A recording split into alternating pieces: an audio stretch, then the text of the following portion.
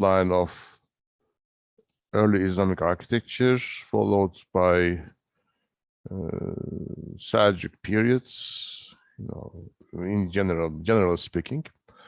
And now I would like to go on with Ottoman architecture in the 16th century. Between Seljuk and Ottoman 16th century, I also dealt with principalities periods, where a kind of mannerism reigned in architecture, search for innovation, and this became crowned in the 16th century, specifically by great architect Sinan, the royal architect of the Chamber of Architects in the palace in Istanbul. So sorry to interrupt you, but it's not full screen, and I guess you assume that it's full screen. It is certainly true. I will try what I did yesterday, sharing my screen instead of the PowerPoint presentation. Do you see it now at the moment? Hocam, we see it, but it's not. Okay. Yes. Okay, thank you very much. Before dealing with specifically the age of Sinan, since let me tell you that 16th century Ottoman architecture almost totally represented by Sinan himself, his creations. But in the 16th century, we also have a number of buildings before Sinan in the tradition of early Ottoman architecture, this formative period. Even a work by Sinan, his Üsküdar Mosque, is within this early, definitions. I mean, within this early period. I will be talking about this what puts this in the tradition of the earlier centuries, later on how Sinan developed ideas collected from this tradition, and in a way his designs culminated in great works like Süleymaniye and Selimiye.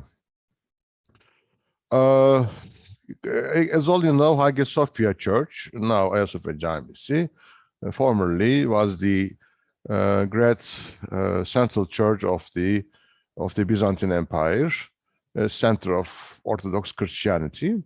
It was founded by Justinian the Great in the year 532 to be Megala Ecclesia, new Megala Ecclesia, because there were others before this. This is the third one, and this great church of Christendom at that time was the largest, greatest at all, I mean, of the remaining church in the Christian world. It is based upon a basilica, typical early Christian scheme, a basilica. What differs here is the placement of a great dome instead of vaults at the center, leading to apse wall. Here we have a great dome of almost 32 meters in diameter, and half domes added in east and west opens this central space on an axis and creates a kind of oval configuration in east and west, in a way introducing spherical surfaces in contrast to angled ones that reigned before in basilica architecture. Then the greatest contribution of Hagia Sophia is this configuration of spherical surfaces. One might say even Baroque tendencies in its design, though it is still a basilica, since we have side aisles, separate side aisles in the tradition of earlier basilica architecture. And these side aisles, in a way, are separate from the central piece. Greatest innovation of Hagia Sophia introduced at the central piece, underneath the dome. But this innovation, or this, in a way, how can I say, novel central piece could not be extended to the north and south, to the parts where aisles are, since churchmen liturgy necessitated a basilica which was well accorded, suitable for the liturgy, for the Eucharist. I mean, for the ceremonies that took place, still take place in the Balkans, in basilicas.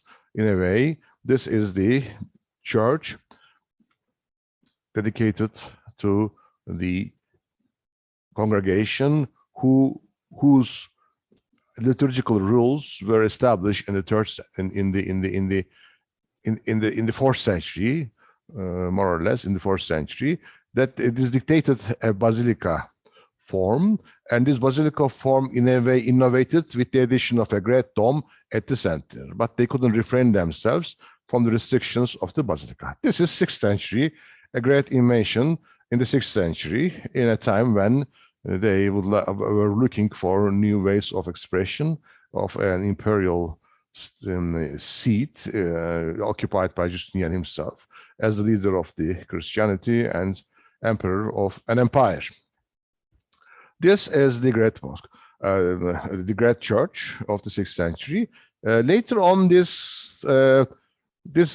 contradiction between the side spaces, the aisles of the basilica, and this great central dome, I mean, created some structural problems, became solved by the addition of great buttresses, as you can see. As you can see, those buttresses added in the 9th century, mostly in 9th century and 14th century. Later, architect Sinan also established great buttresses underneath those, specifically those 2 minarets, in order to support the monuments in a way.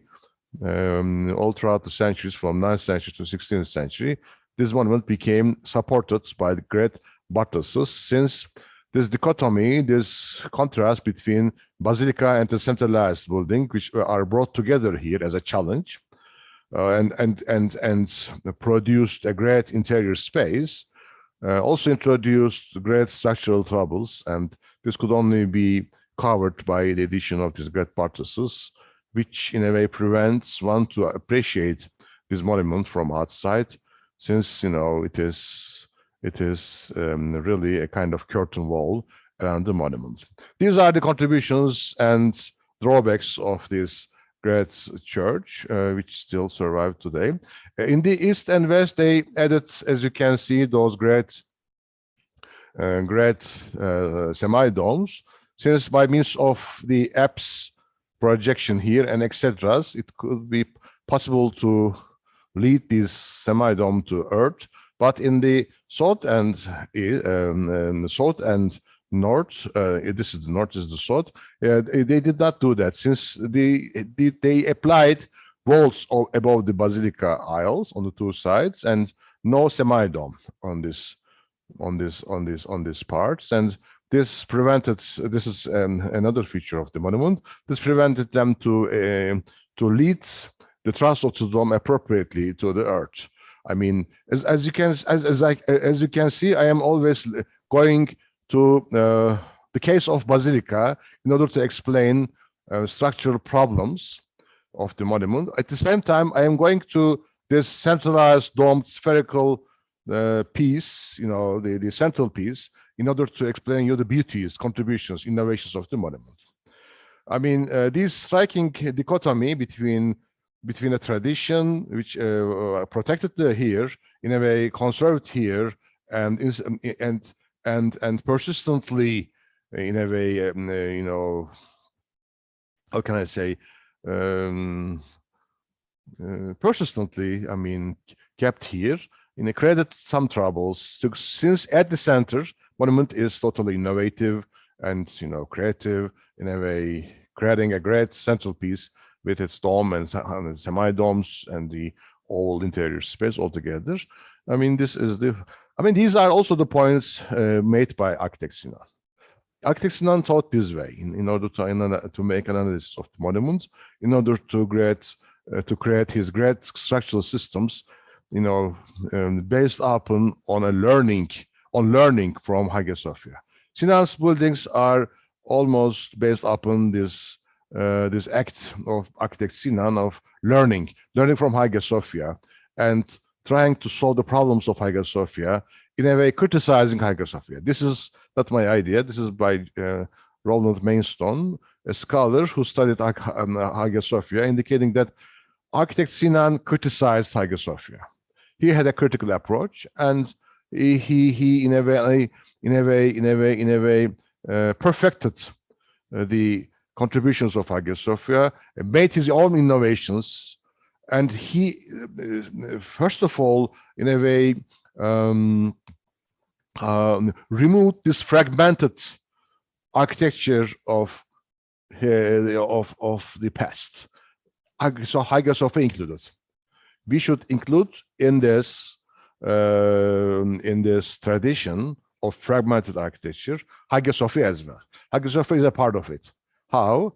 When you look at this monument, you see, like the others in early Ottoman period, in Seljuk period, in Emevid, Abbasid periods, altogether, even earlier in Sassanid, in Persian, in Roman periods, every element with its own individuality contributes to this design, keeping its individuality. For example, half dome, central dome, buttresses supporting the pillars inside.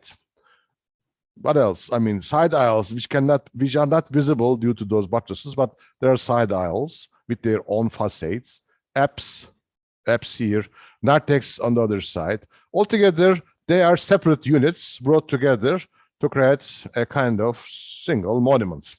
But still, they keep their individuality. This is a kind of, how can I say, approach, an understanding of architectural design in which you bring together different elements and create an interior space. Architect Sinan's approach is totally different than this. I mean, he also used, of course, these elements, but he was looking ways to bring them together. This differentiates architect Sinan. Please never forget this. What differentiates architect Sinan's design is that he employed almost the same elements that had been invented in this tradition and abundantly employed. What he did was to bring those elements in harmonious ways, in ways in which relationships are perfectly established. And this Baroque oval configuration of the interior space of Hagia Sophia now reigns in every inch of Sinan's designs. The entire structural system, the entire interior and exterior facades altogether are controlled by this understanding of a kind of harmonious relationships between the elements. This is what the architect Sinan, I mean, there are too many things to say and talk on this, but our time is restricted, as all you know. We have a view from the east of Hagia Sophia. As you can see, we have from the half dome of the apse to the half dome on the Bema. This is the section we named Bema. Then comes the central dome. Here we have a kind of step-like development from the dome of the apse to the central dome, as you can see. This is lacking in the south and north, since there are walls of the arcades, as you can see, low, very low, and an empty surface between them. There is no half dome. One of the inventions of architect Sinan was to put half domes in the south and north, together with the east and west half domes, in order to, in a way, relate this pyramidal projection of the monument. I mean, relate the elements in this pyramidal projection of the monument. Otherwise, I mean, this dome with extensive fenestration, which creates a kind of dome soaring in sky, is an element architect Sinan inspired. Half domes as well, as you can see. The way he supports the pillars, of course, differed. He even relates those buttresses to the central piece by means of domes, half domes, domelets, or arches.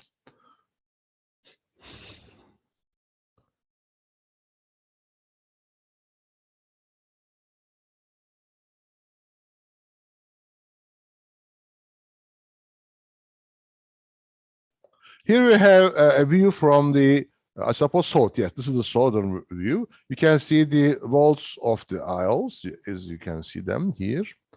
And there is no half dome. This great arch, those buttresses, these covering, the roof of the aisles altogether, half domes on the east and west, and the etc.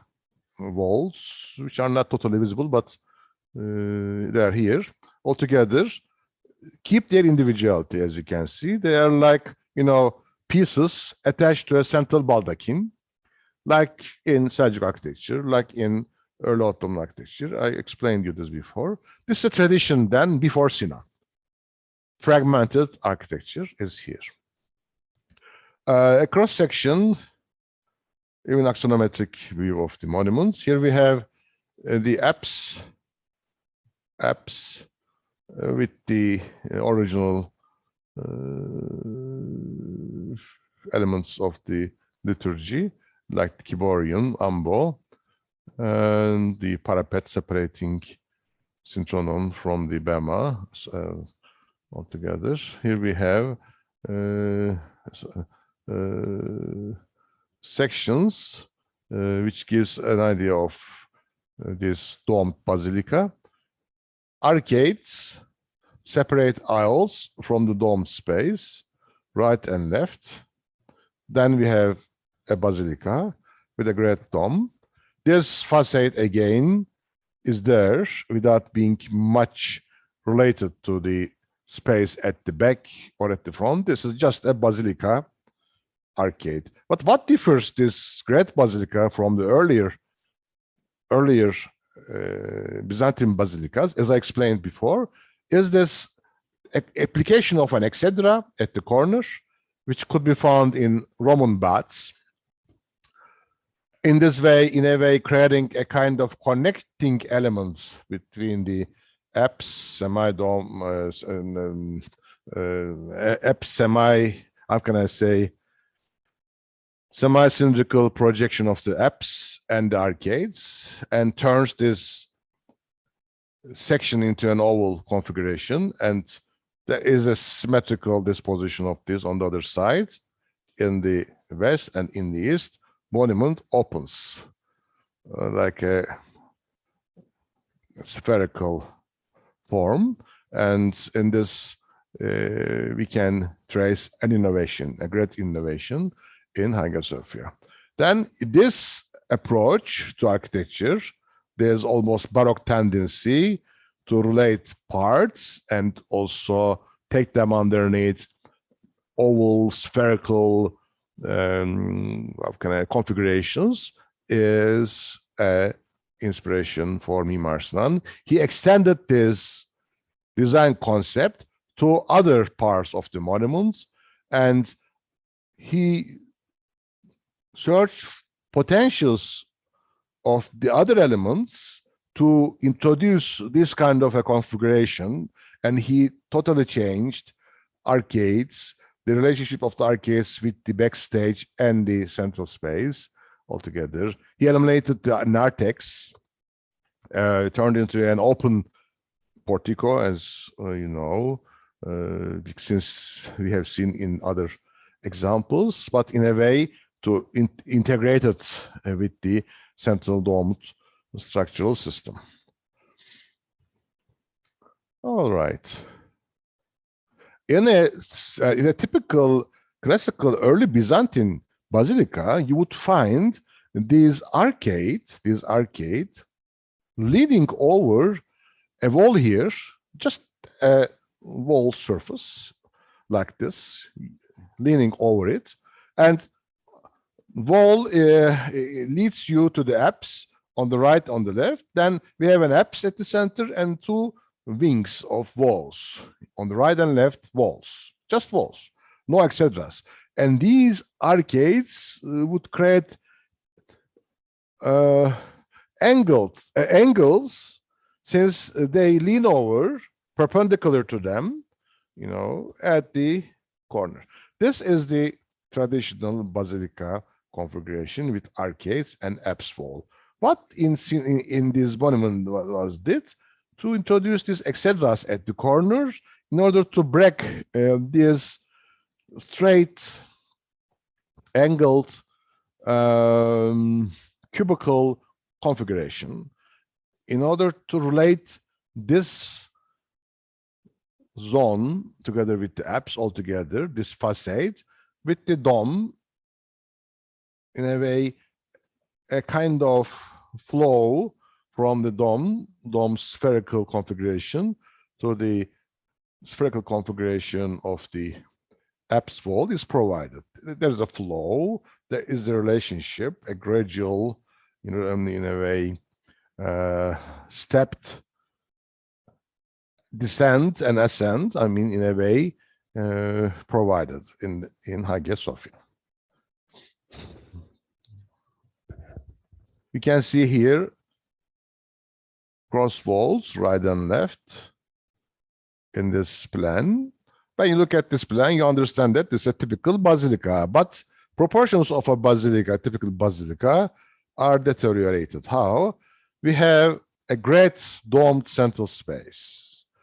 Normally, you would have greater, larger aisles and a bit larger, but still in relation to the others, smaller when compared with this nave.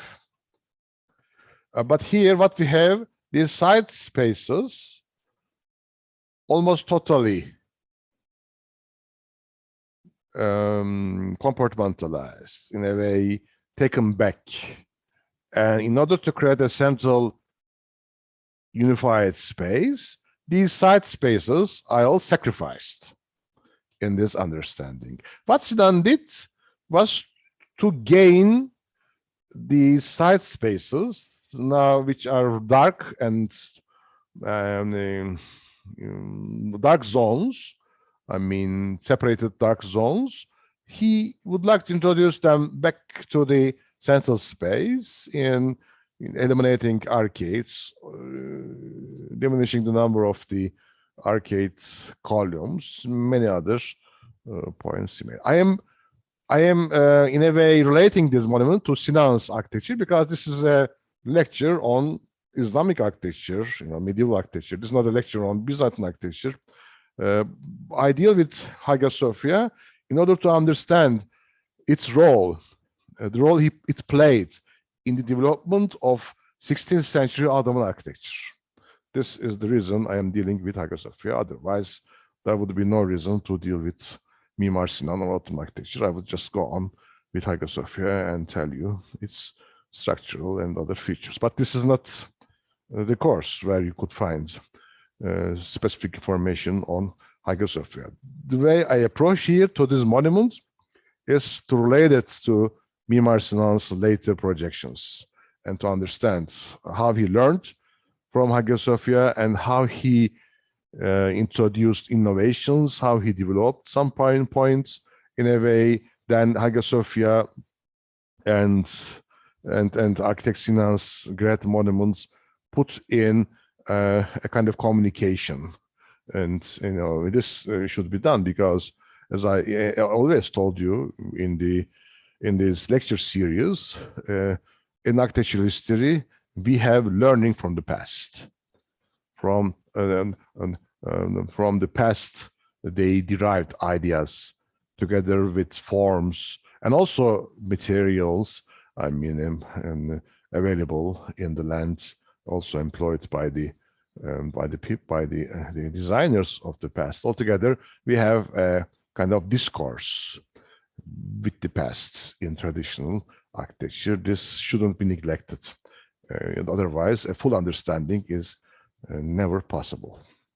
There was a madrasa, let me tell you here, by Fatih Sultan Mehmet. I don't know, unfortunately, during the conversion of this monument into a museum, this madrasa became destroyed.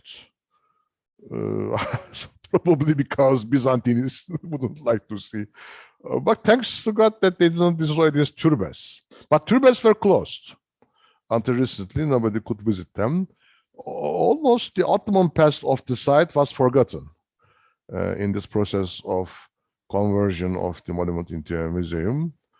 Now the contrary happened. Now the only Ottoman past and Islamic essence is emphasized. I mean, I wish this or approach to past to our culture, you know, to our geography, wouldn't be controlled by political and I don't know, mostly political and ideological premises. I mean, I wish we would have had a kind of more scientific approach in our understanding of our architectural inheritance. Now, this madrasa is under reconstruction. This is good since it is a architectural a cultural heritage that needs to be known and understood because it was the first madrasa of Istanbul, sponsored by Fatih Sultan Mehmed. And turbas are open. This is the baptistry of the church, later converted to an Ottoman tomb, and now open as well. This is the treasury house, we say, Scouflacion, I suppose.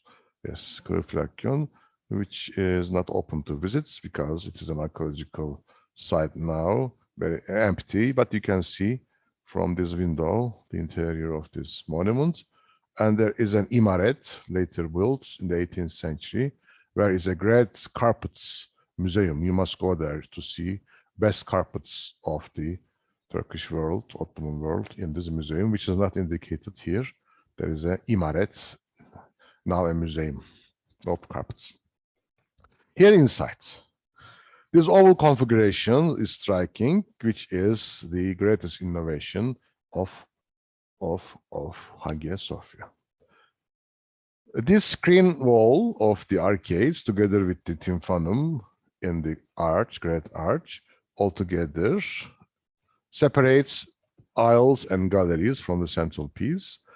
Aisles, galleries on the right and left, you know, typically in a way presents us the basilica there, but at the center you don't even feel this. You feel as if being underneath a single domed rotunda, a centralized building. This dichotomy is always good. Many times I told you, asymmetry, contrast, dichotomy essentially are the what can I say, are the features that in a way promote aesthetic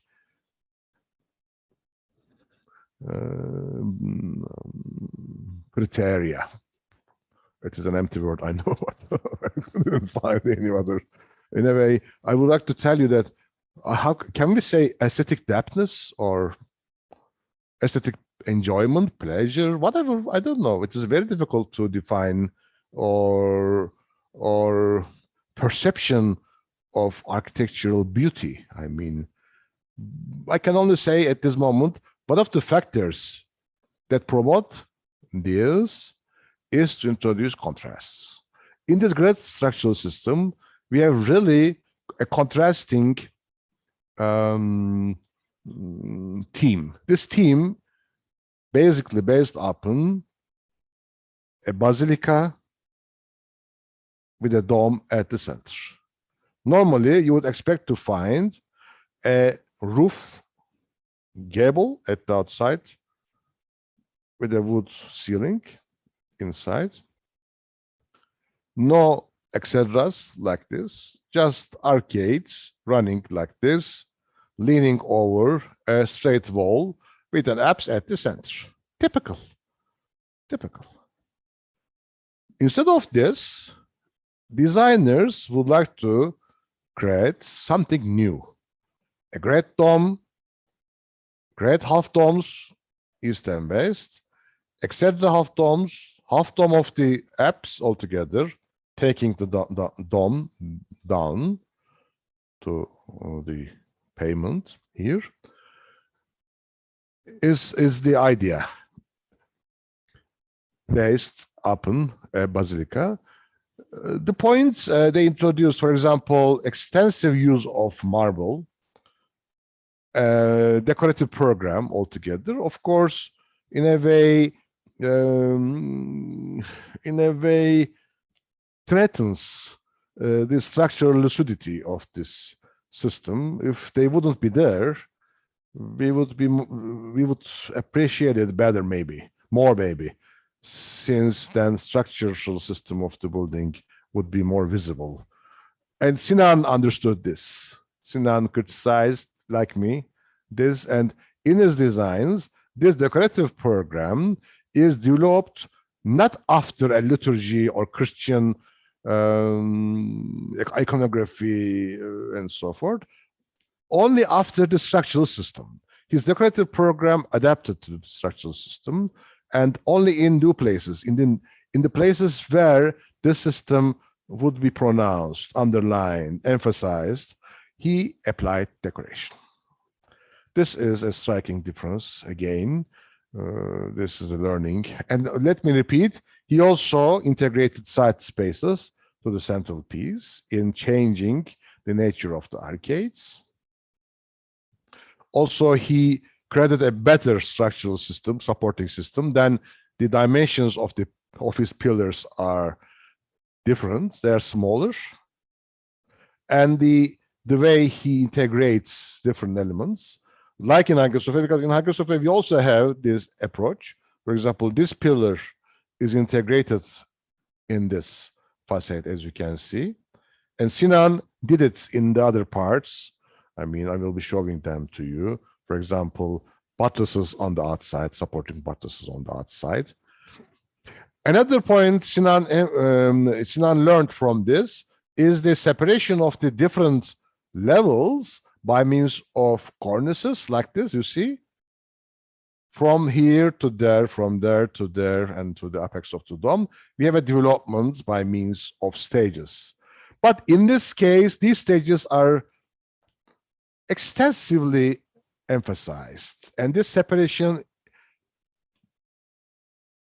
is radical here, more radical specifically when contrasted to Sinan, since designers of this monument deliberately and consciously would like to keep essentially this idea of basilica, separation of basilica from the domed upper zone, separation of the basilica from the domed upper zone, an angled cubical lower structural system, and a spherical oval rounded structural system above altogether.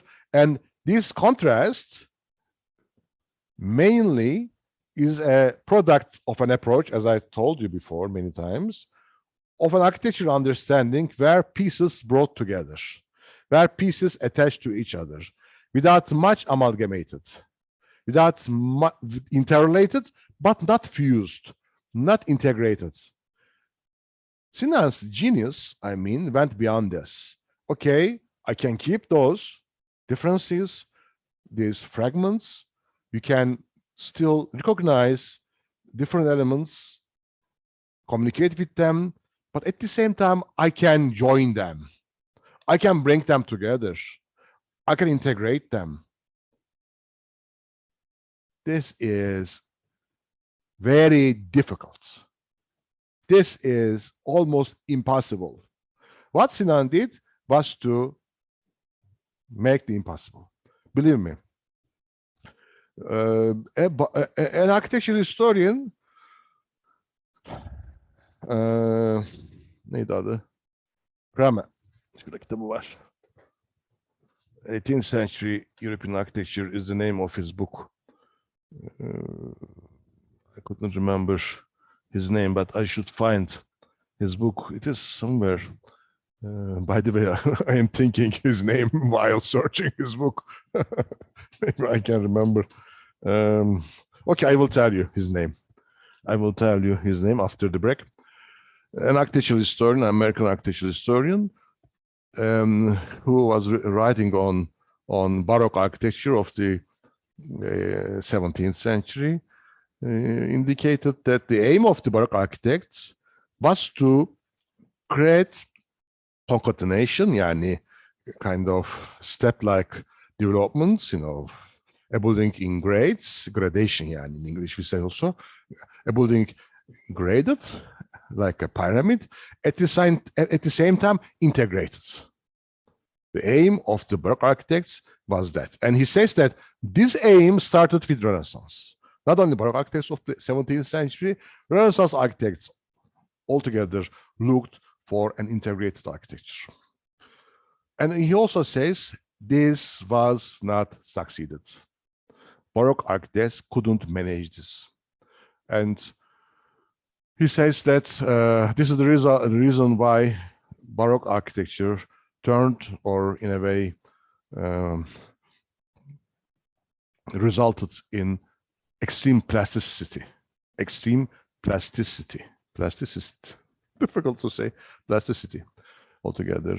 I mean, exaggeration of the parts in order to relate the elements, or in order to cover their unsuccessful attempt to create integration. This is his idea. It's not my idea. Kaufmann, Emil Kaufmann is the name of the scholar who says this. I always say to myself that if Sinan succeeded what Baroque architects aimed, who couldn't do that, we could regard Sinan as a Baroque architect. This Baroque approach, tendency, started with Hagia Sophia. It's a one-time experience and partly realized only in this section. Integration of the elements underneath the dome and well-established relationships. Gradation is there. What Sinan did was to extend this to the entire design of the monument, embracing the monument in its totality. This is architect Sinan's design. Here we have the side spaces of Hagia Sophia, galleries. When you are here in this part, you lose your connection with the central space. You are in a basilica now. When you are in the aisle or in the arcades, I mean, you don't even see the dome from there. In Sinan's designs, these kind of drawbacks are not present. He aimed to bring together those different parts, and when you are in the aisles in Süleymaniye, for example, you don't lose your connection with the central space. You're always a part of this grand design. Right.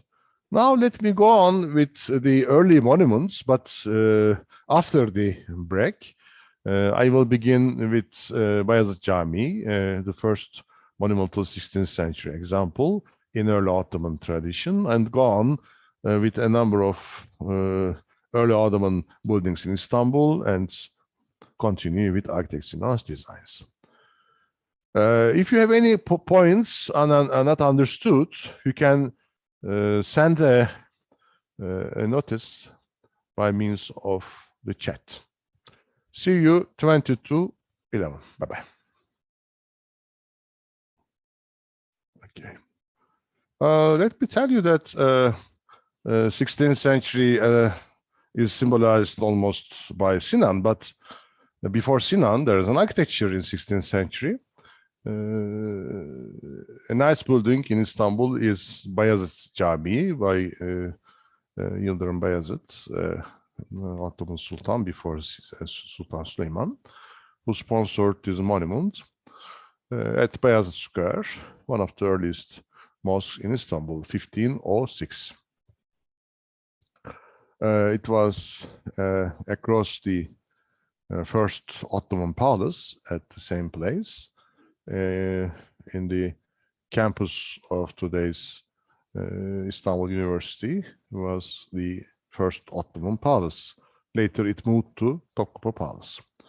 In this mosque we have almost all elements of Hagia Sophia, a domed baldachin over 4 pillars, side spaces, what we name aisles in a basilica, covered by domes instead of vaults, as I indicated in Turkish architecture in Anatolia.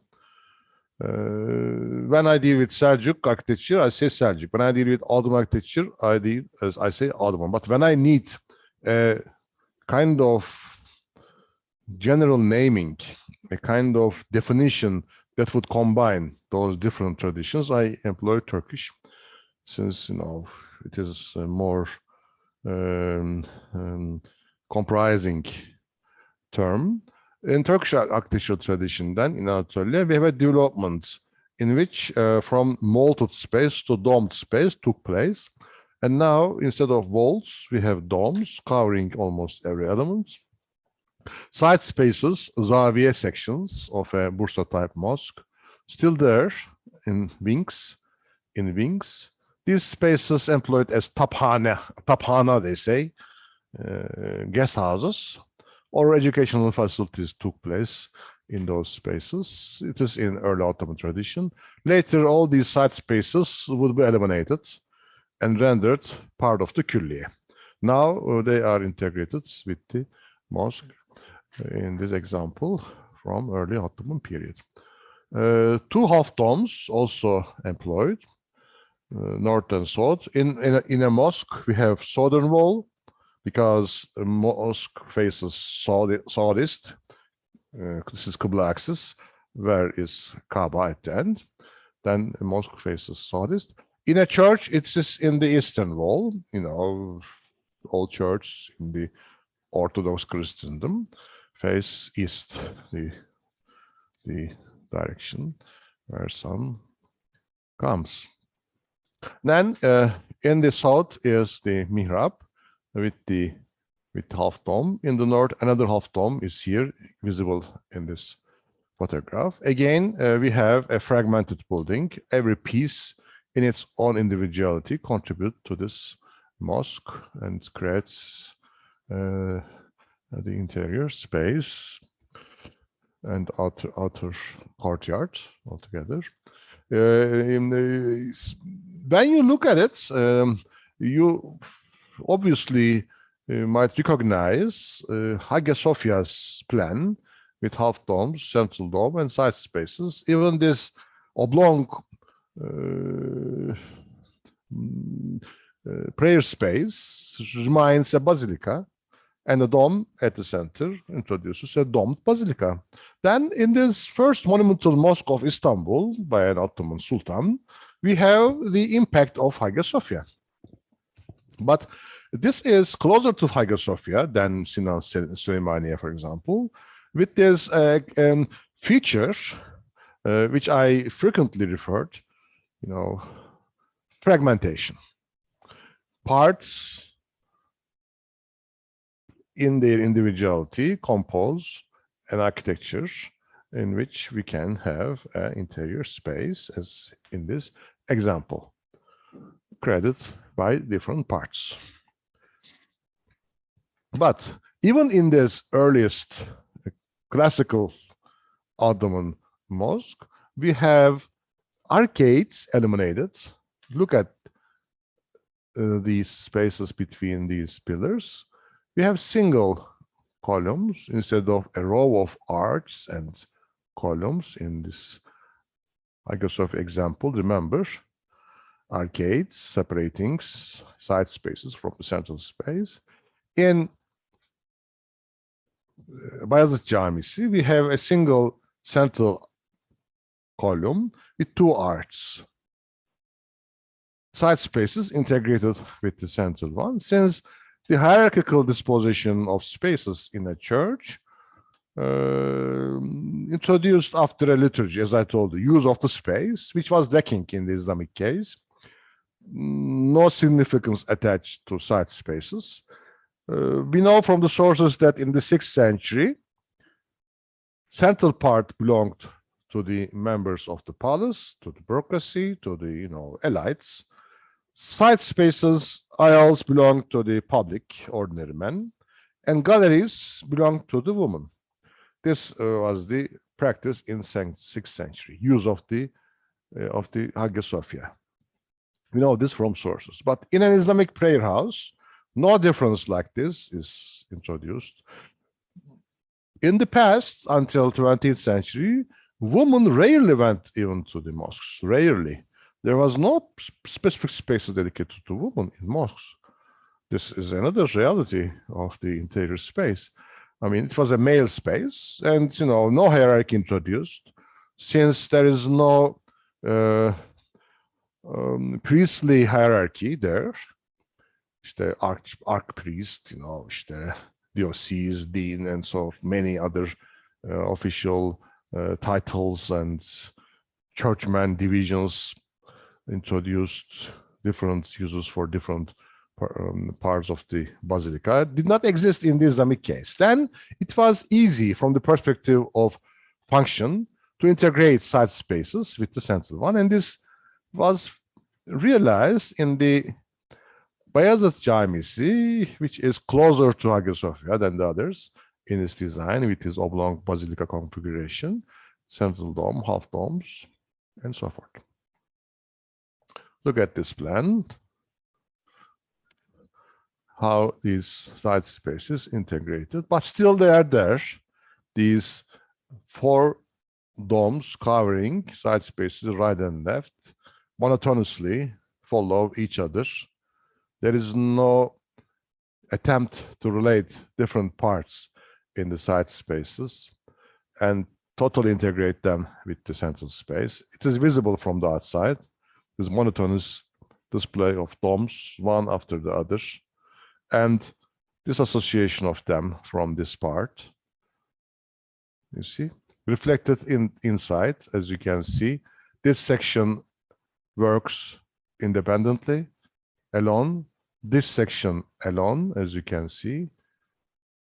Then there is an attempt to integrate, to relate side spaces to central space, but this caused by the use of the space rather than by an aesthetic preference. Sinan introduced an aesthetic preference and a conceptual approach. Of course, the experience of former Ottoman architects with Hagia Sophia are important because Sinan also learned from them. But they did not have Sinan's aesthetic appreciation and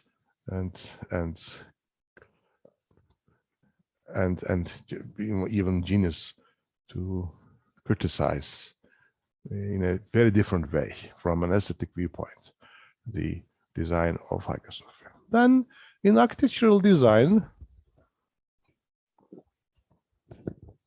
functional determinants, functional occupations are not sufficient to lead to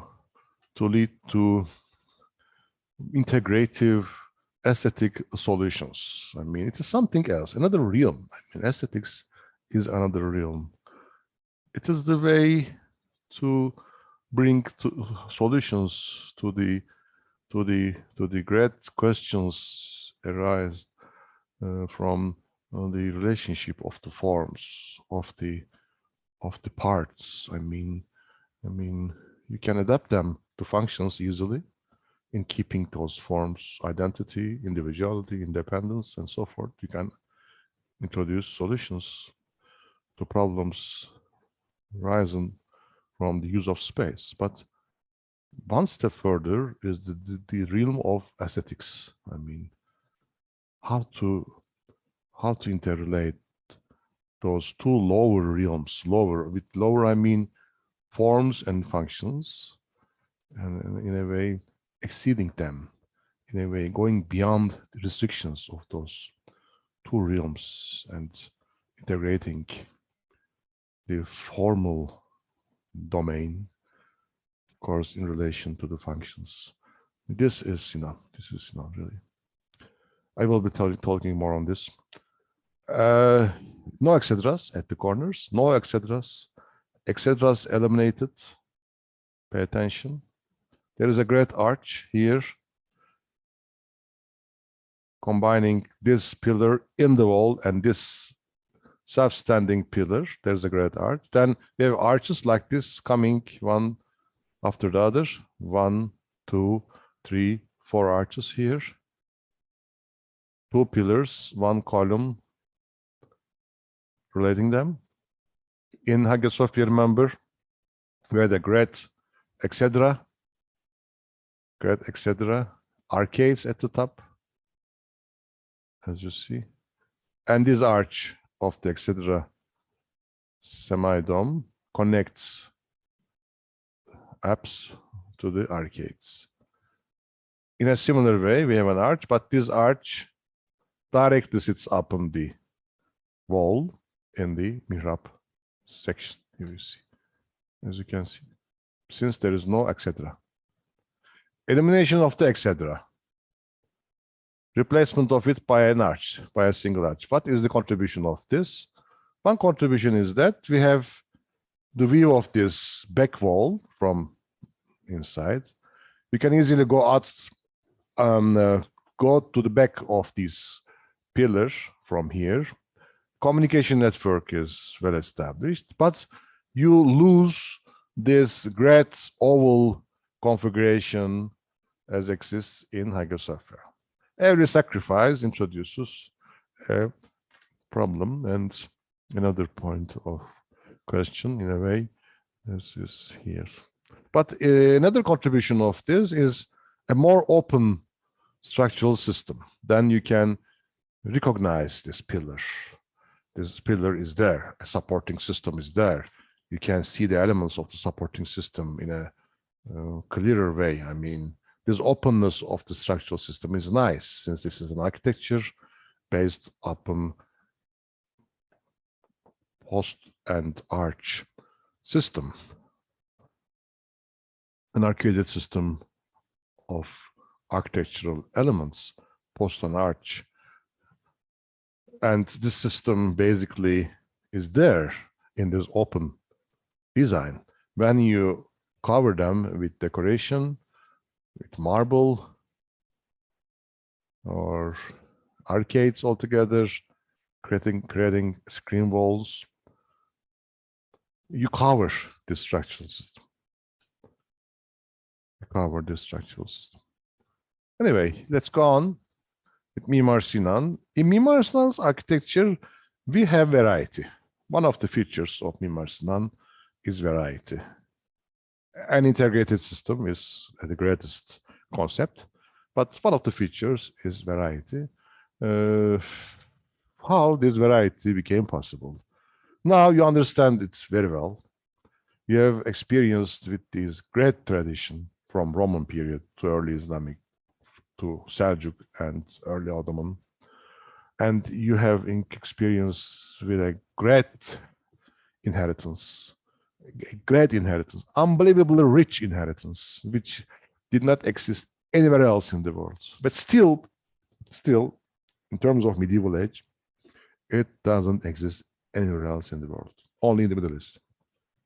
And Sinan was really a lucky designer because he could experience a past full of models, full of types, full of different design concepts and approaches.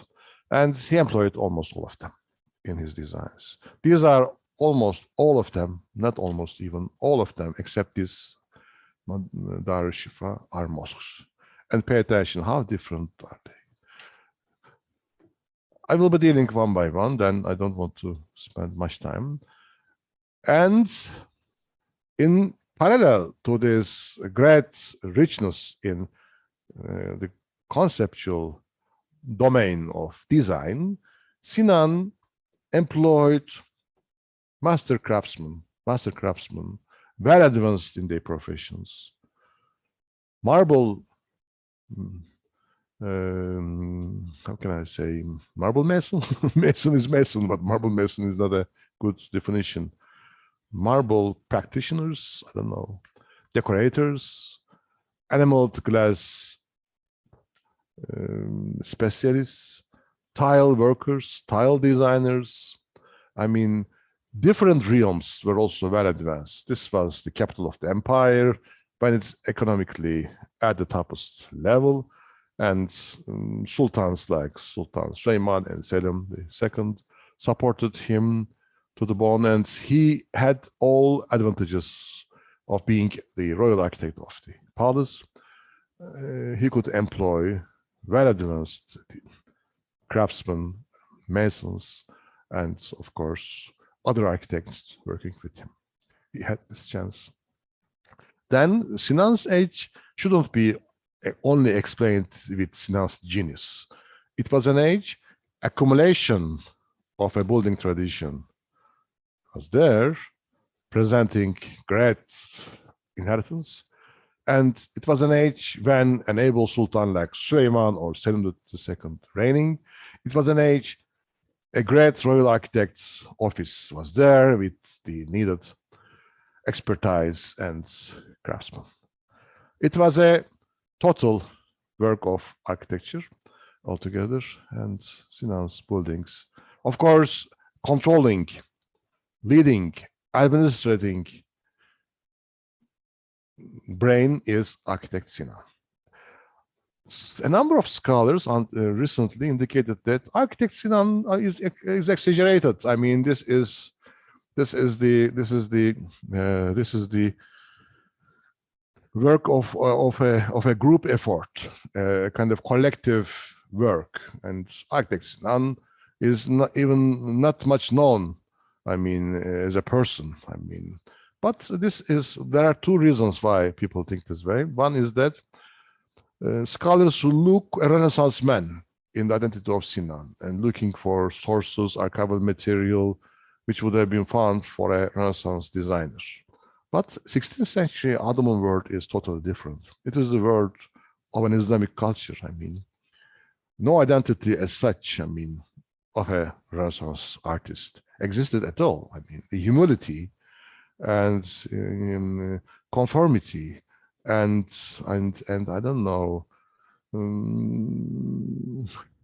personal traits totally different than one would find in Renaissance Italy reigned. And we shouldn't search a Renaissance designer in 16th century Istanbul. But this shouldn't eliminate the involvement of Sinan as well. Another point that leads scholars to think this way, as I explained, this total work of architecture's condition. I mean, 16th century is the product, Ottoman culture, civilization is a product of a society. Then what is the role of architect Sinan in that is questionable. There are two reasons then people think this way. But as an architectural historian, studying Sinan's buildings for decades, almost, I don't know, 40 years, I can tell you that you can recognize the hand of Sinan, eye of Sinan, in the designs he created. When you visit his buildings, when you study his buildings in detail, you can see what differentiates hand of Sinan from what from the hands of any other designer from the 16th century. Certainly, this is very clear when you look at the buildings in the capital, Istanbul, Edirne, mostly, capital cities, directly by Sinan, from the same centuries. When you compare them with the buildings, for example, in Damascus, in Balkans, in the provinces of the Ottoman Empire, you understand that there is a direct involvement of Sinan in the designs in the capital city, and secondary rank designers involved in the design of the buildings in the provinces. This is a clear difference there, reigning. More than that, when you understand Sinan's aims, how Sinan criticized existing tradition and innovated it in a way, you also appreciate his hands on the monuments. This could only be explained by the involvement of a brain really charged with a past and had this potential to innovate, to lead the existing concept to other dimensions. This is Sinan. Look at these interiors. Every one of them belong to another monument, all mosques, and how different schemes employed. Here we have a square baldachin, 4 half domes. Here we have a Again, square baldachin, two half domes and a basilica system. Here we have a hexagonal building. Here we have an octagonal building, octagonal baldachin. Here we have a basilica, as you can see. Here we have a square great baldachin with 4 tympanum walls, extremely fenestrated. Altogether, these monuments are based upon different schemes experienced by Sinan.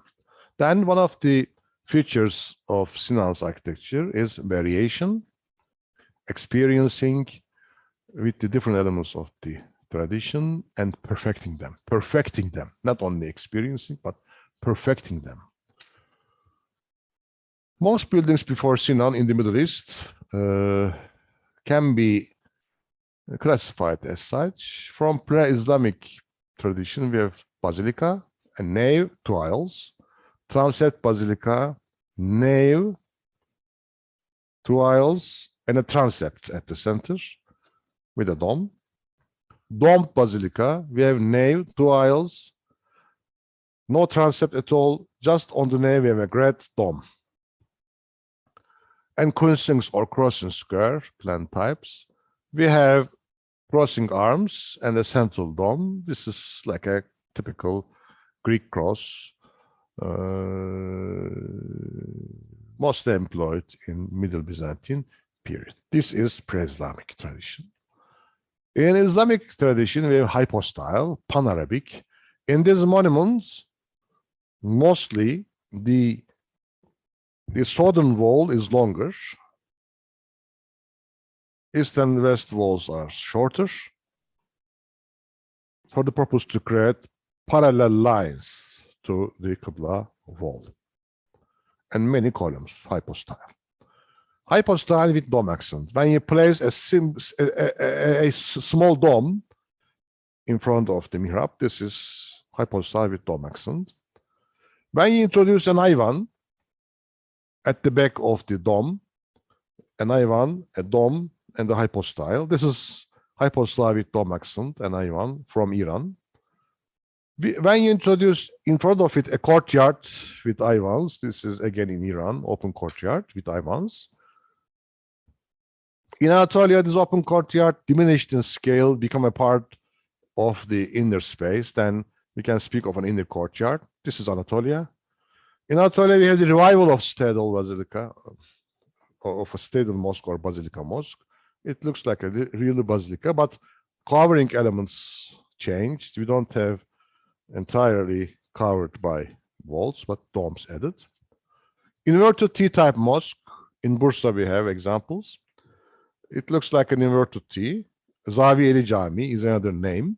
Convent mosque. We have side spaces and an ivan. It is the integration of madrasa and masjid type, creation of a new building for a new society, developing society. Social needs imposed development of this kind of a monument in Bursa and Edirne. Single unit neighboring mosque, this neighborhood mosque, sorry, very simple, kiosk masjid, square and dome.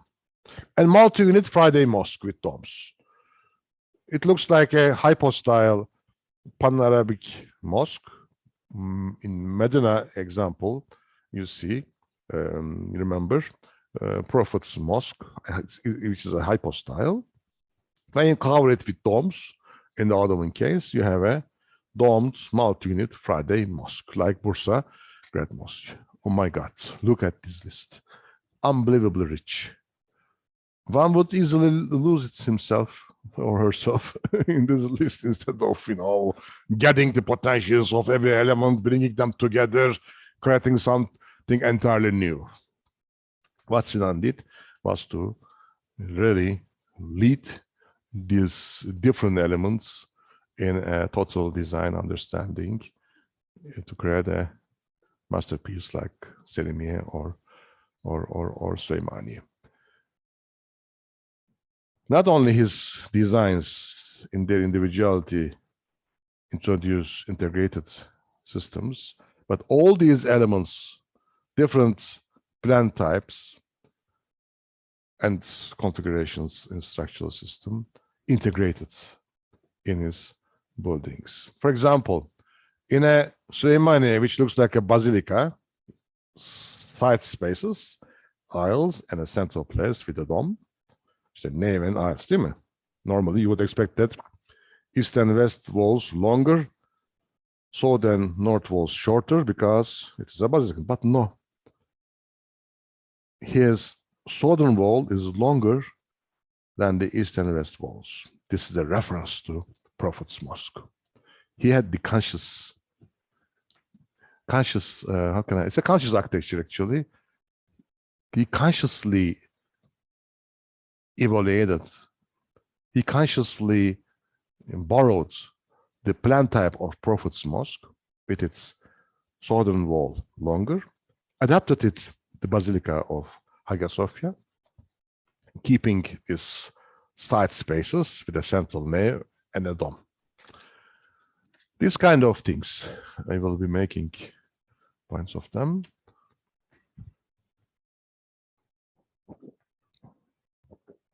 I classified mosques in Anatolia in a typology after the length of the Qibla wall. When walls are equal in size, these are square masjids, as you can see, from single dome square masjid to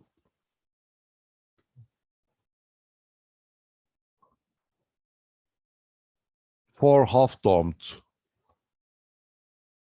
square masjid. There's a development. And Istanbul Şehzade Camisi by Sinan is a square monument with four half-domes and a single central dome. This refers to the typical kiosk masjid we find in Seljuk, Anatolia. Another type is basilica-like monuments. The southern wall is short. The other walls are long, east and west. And northern wall is short as well. Nida Alaaddin Camisi, Amasya Burmalı Minare Camisi, where domes experienced. Amasya Gök Medrese, Bursa Murat Hüdavendigar, İznik Yeşil, as you see, Edirne Eski Cami, and Amasya Beyazıtpaşa Camii altogether, and the others leading to Istanbul Beyazıt Camisi, I have just shown you, are based upon this understanding of a short Qibla wall, which refers to basilica. Strangely enough, Sinan's great buildings like Süleymaniye and Edirne cannot be put at the end of this development from Hagia Sophia or by means of the others and here to the end. No, because his Süleymaniye and Selimiye has the Qibla walls longer than the other east and west walls in the tradition of great Prophet's Mosque in Medina.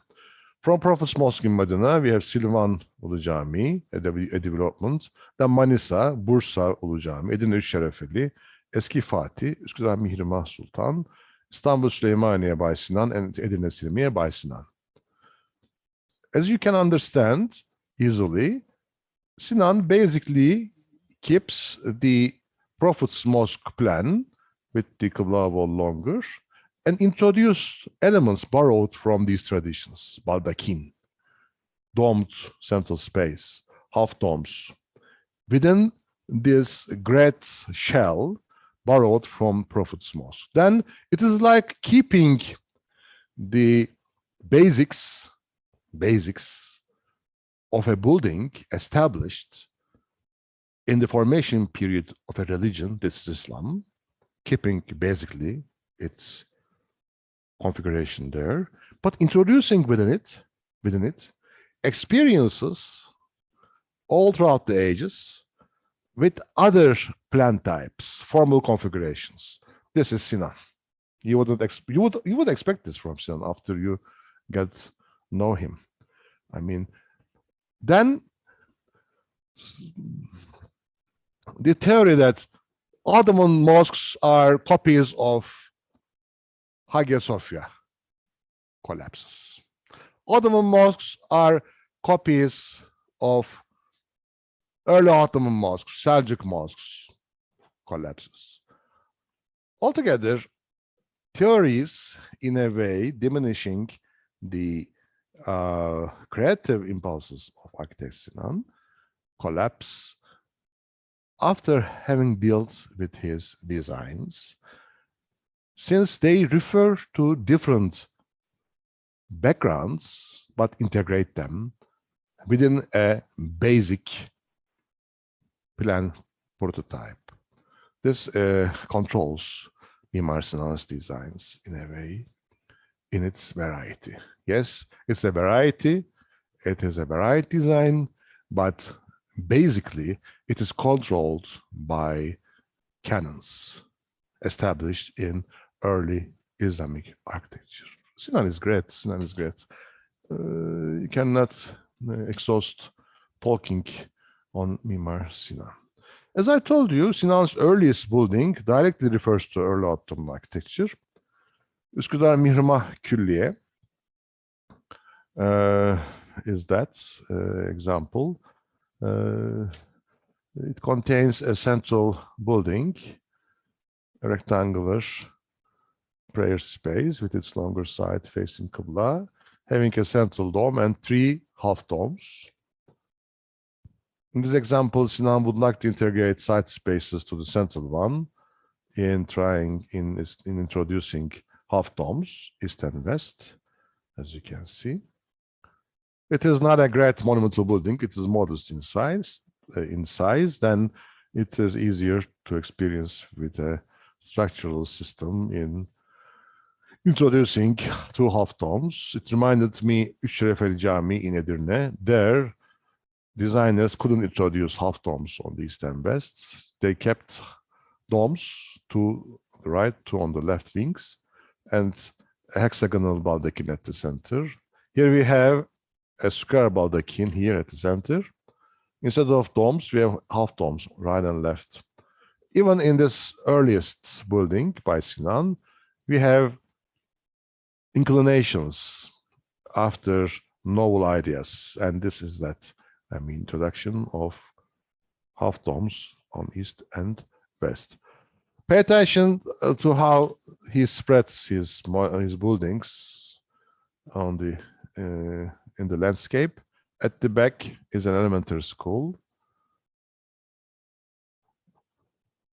On the north is a madrasa and a mausoleum here, another one, and a garden together, spread on this building spot, which is partly on the slope of a hill. You can see the level difference here. Slope of the hill. It starts from here, goes up, and across is nice Bosphorus. In this great portico, Son Cemaat creates a viewpoint to see the sea from here. Sorry, to see there's a vista. Look at this design. Half domes on the right and left, east and west. This facade is empty almost totally, except these small pieces of fenestration. Look at this massiveness of the wall, typical of early Ottoman architecture. How this drum and the dome separately exist here, together with the minarets, portico, every element separate than the others. I would like to show you here, for example, those half domes. Even here, there is a tendency in Sinan's design to relate this half dome to the wall by means of this subsidiary half dome on the right and left, and domed corner pieces altogether create a more unified upper zone when compared to Hagia Sophia, but still early Ottoman tradition highly dominates here. This facade, this covering system, these bare walls, as you can see, altogether give us essentials of classical architecture of Anatolia. This is the interior. Even the way these pillars in their simplicity, as you see, essentially gives an idea of early Ottoman architecture. Half domes and the actually there are 3 half domes can visible here. The central dome is above.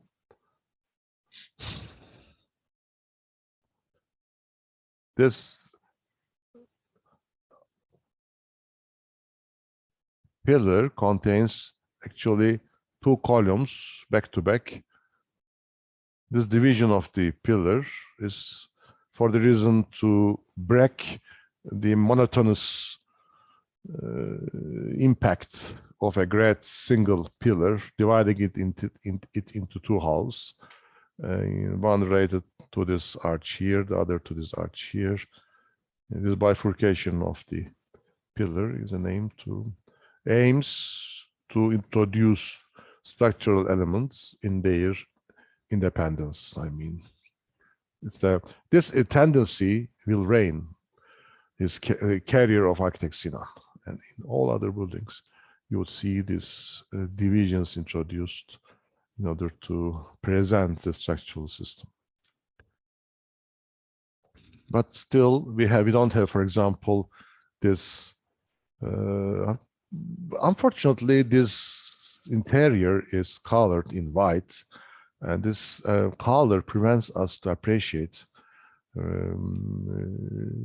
the preferences of architects. Now, normally you would be in a position to see these Mukarnas zone separating covering and covered elements, lower and upper, in a way separating and connecting them. But plasticity is not much successful. These will all advance. I mean, workmanship and conceptual approaches will be perfected by Sinan. Portico is a great one, since he appreciated the view of the Bosphorus from here and would like to have a great open space. Or since he was not much provided with financial means, maybe he couldn't create a great interior space. This is a mosque commissioned by Mihrimah Sultan, a lady member of the royal palace. Probably she did not have, at that time, in this early age, financial means to commission a great mosque, but congregation needed more space than this section. This semi-open section is so great. But at the same time, it provides the view of the city, this shaded area, the Bosphorus and the city across. Really nice, as you can see. This portico introduces a view of them. Another view from inside. The way these windows placed, for example, the relationship of this one to that one, is not as successful as you would see in later Sinan buildings. Yes, okay, this symmetrical disposition altogether, these rounded enameled glass windows and this at a lower scale introduces us an aesthetic understanding and preferences. But still, the proportions and the way these arts ornamented, and as an expert, I can say that this is a work of an early age. Elements are not much successfully interrelated. For example, look at these stones attached columns like pillars. They are very heavy. In this kind of a wall with these dimensions, proportions, these windows are so great. These pillars are so heavy. I mean, really, this is the heaviness of an early period, and this is good. This is nice, since you see how an architect develops in his career, and Sinan's early works help us to understand his development. And this is another reason I say, you can recognize Sinan. His hands are always there, because by means of the buildings he designed from the early period to the late one, you also experience his development. This is the reason in his biography, he speaks of his different ages in the profession, değil mi? İşte apprenticeship works, çıraklık değil mi? Separated from the master's works in the later phase of his career. Yani değil mi? İşte çıraklık diyor, kalfalık, ustalık diyor. This he personally made, and by means of those monuments, you can recognize differences, development, and come across with a developing mind, developing designer, how he advanced in his creations. Even this church introduces an identity, an architect's presence, instead of a collective effort, a group performance in 16th century. They had the money, they had the provisions, they had the potentials, and everything. They made it. Is it so simple? Is it so simple? It is not. I mean, otherwise you wouldn't explain these developments of an architect's mind. Could a group develop as such? It's a great question. Could a group of architects altogether develop as such? I don't know. Maybe, huh? If a collective effort like this existed. I have never thought on this. A group of architects developing as such from the earliest works. Anyway, here is the upper zone with the central dome, half domes.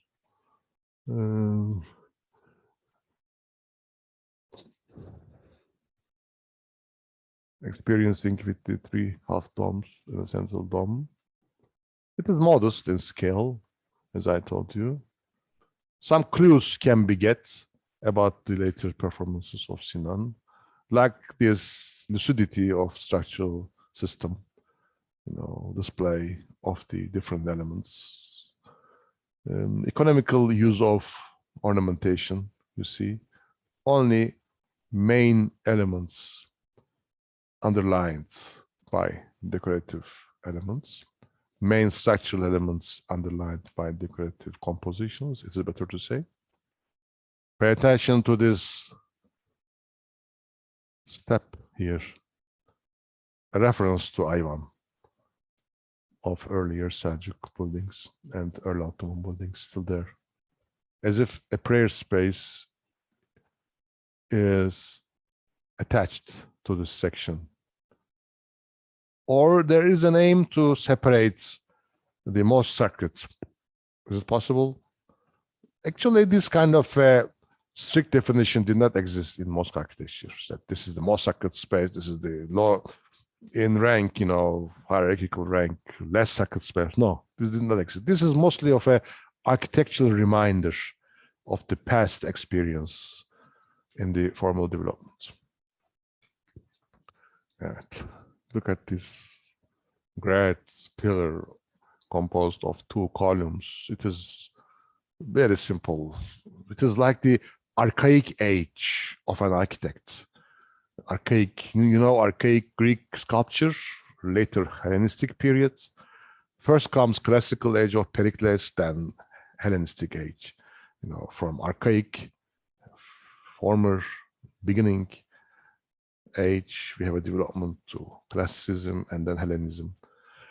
In a similar way, we have in this period of Sinan's career an archaic period in which elements are not much perfected and total design understanding not appeared yet. Almost contemporary with Üsküdar Mosque. Üsküdar Mosque is finalized 1547. Şehzade Mosque finalized in 1548. Sinan designed a mosque for recently deceased son of Sultan Süleyman, and this mosque, in a way, introduced abruptly and greatly main elements of his design attitude. But before beginning this mosque, I would like to give a break of 10 minutes. Let's meet at 20 to 12. Bye-bye.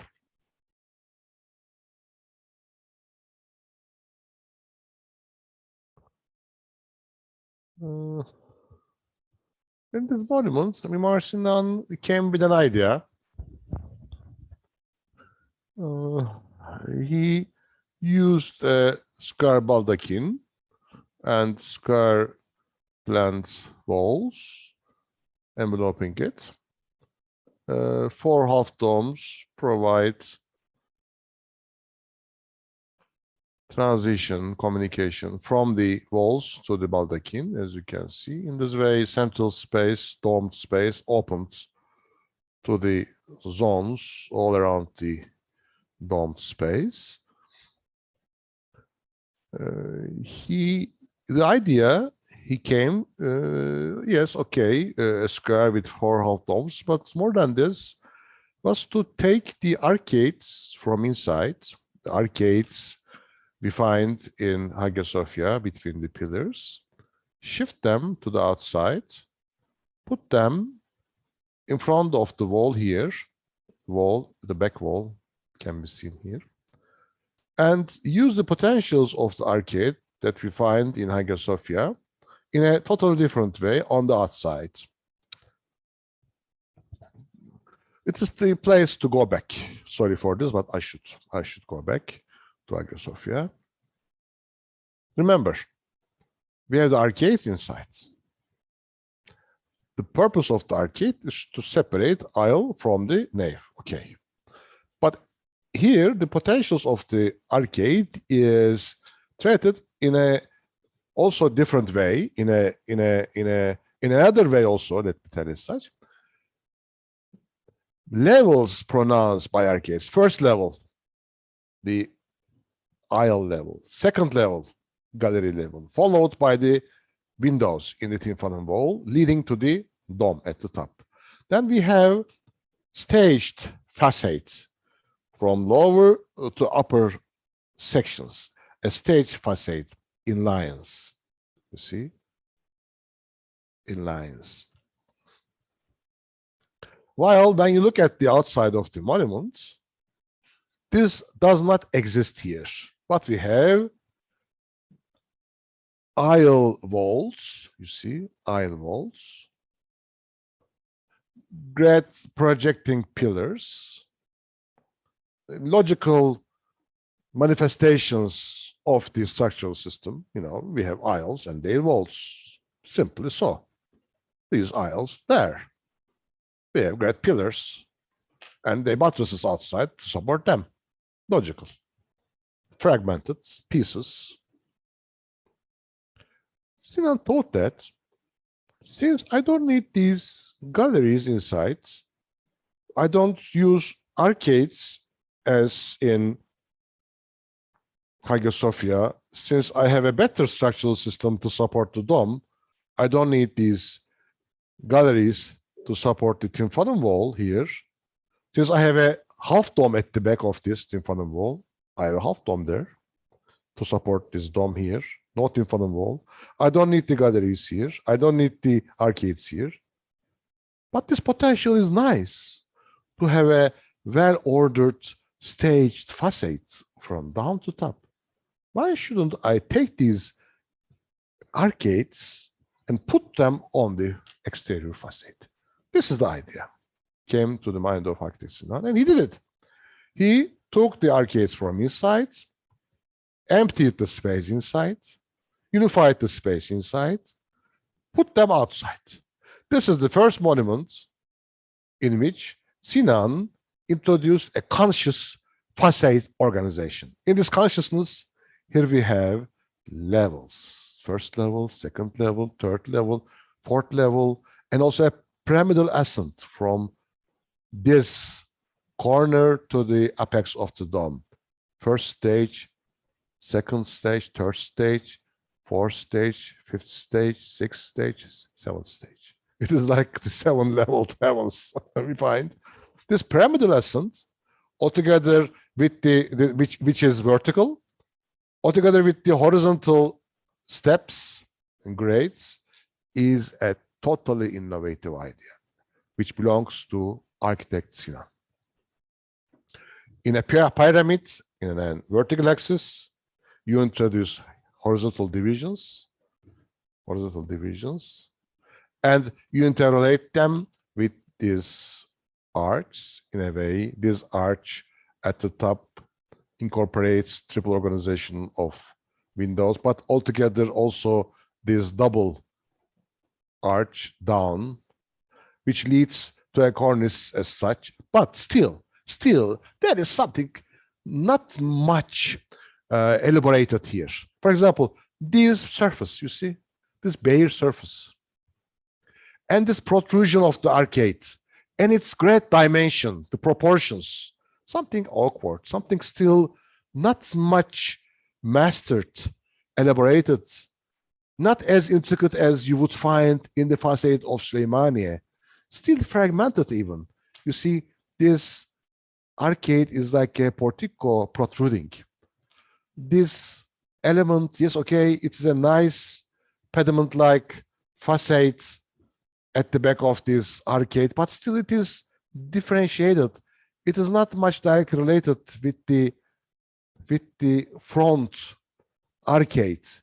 Even this section, it is more related to this second level, but not much to the first level here with its configuration.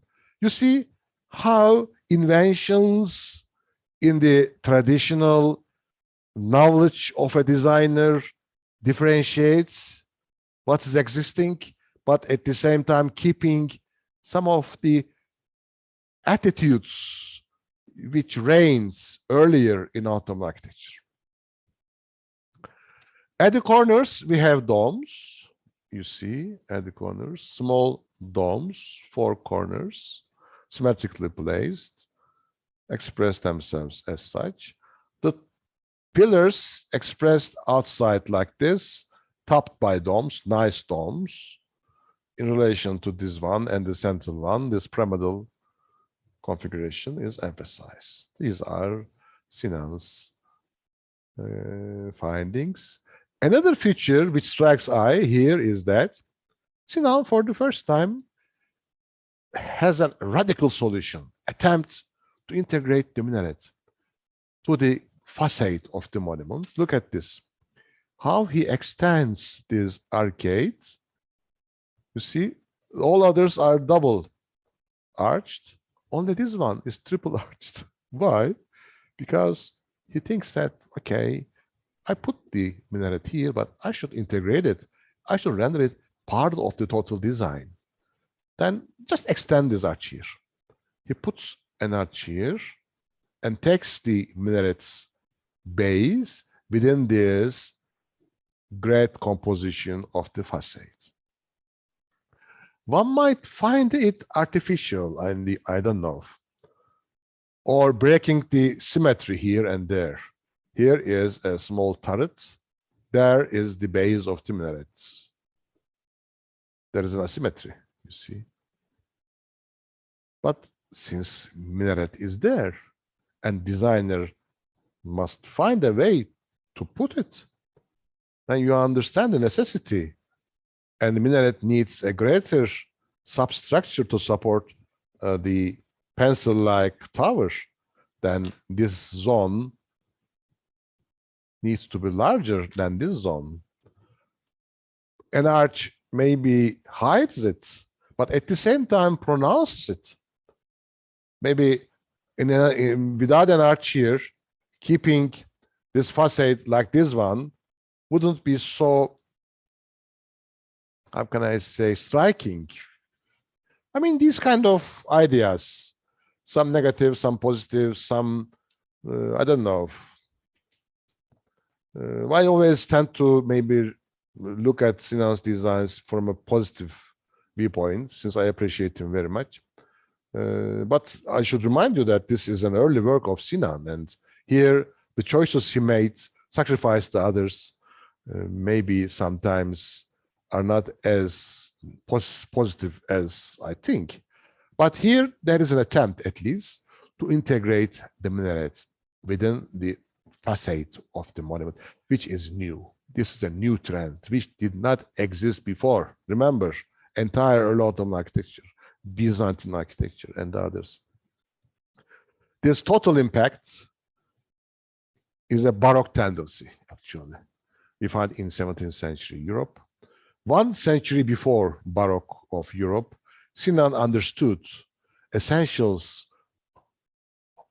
or the how can I say, the directions that classical architecture would lead. The classical architecture of Mimar Sinan is great Roman, early Islamic, Seljuk, and Ottoman experience. The classical architecture of Renaissance is maybe Roman architecture, değil mi? Renaissance is revival of Rome. Proportional ideals, I don't know, forms and so forth, revived, borrowed from ancient Roman architecture. In a similar way, Mimar Sinan employed Roman, early Islamic, and Seljuk inventions, and his classical background is that, in similar to Renaissance. He understood the direction of this classical tradition. Remember, I illustrated the evolutionary development of the former tradition up to Sinan. He understood the pathway in which this tradition was going on. He captured it at the point of this development, at the stage it came, and advanced it. A great jump from here to there. He understood the potentials, evaluated them, experienced with them, and led it to the point it was going. I don't think that if Sinan wouldn't appear, this tradition would arrive to this kind of hate. I don't think so, because it did not arrive in Europe.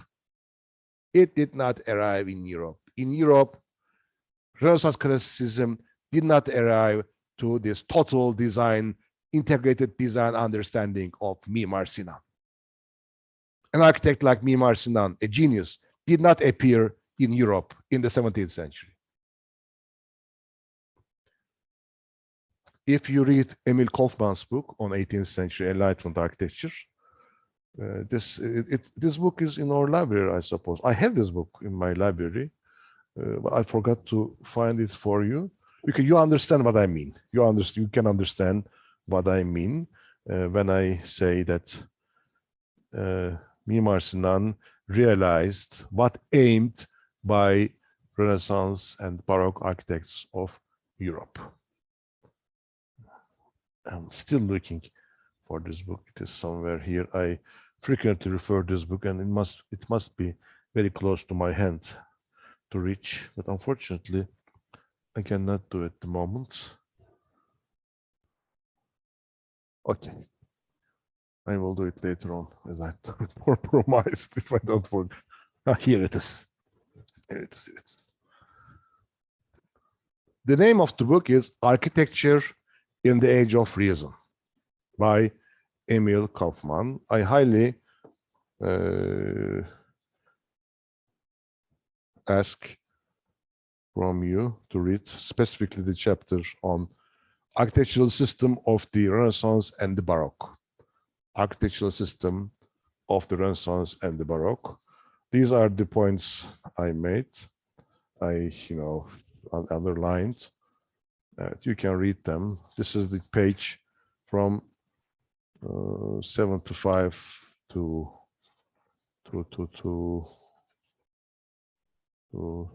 88. Right.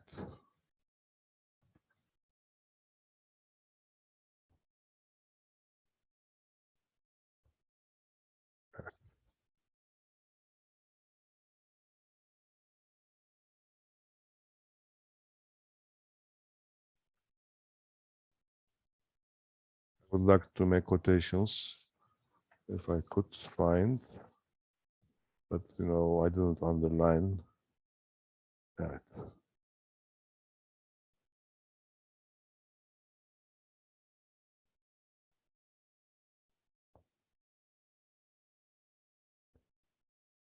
Şimdi şöyle diyor. He says, to put it in a more general way, one cannot reach perfect unity within each part and at the same time within the whole.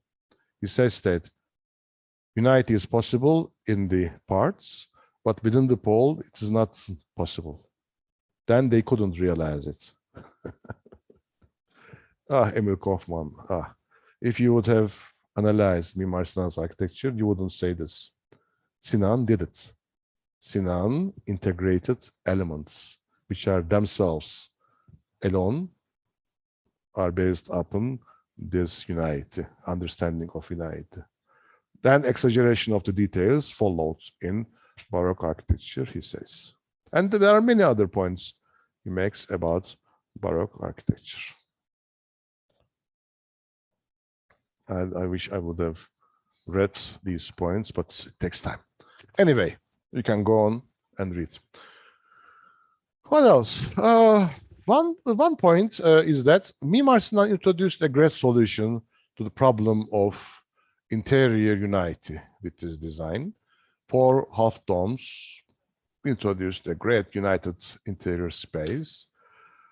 Probably Sinan told himself that if I go on with this Şehzade Mosque and repeat it, I would end my career because this is the perfect mosque.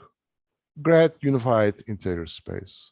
But he was a creative artist, a creative designer, and he couldn't sacrifice his career.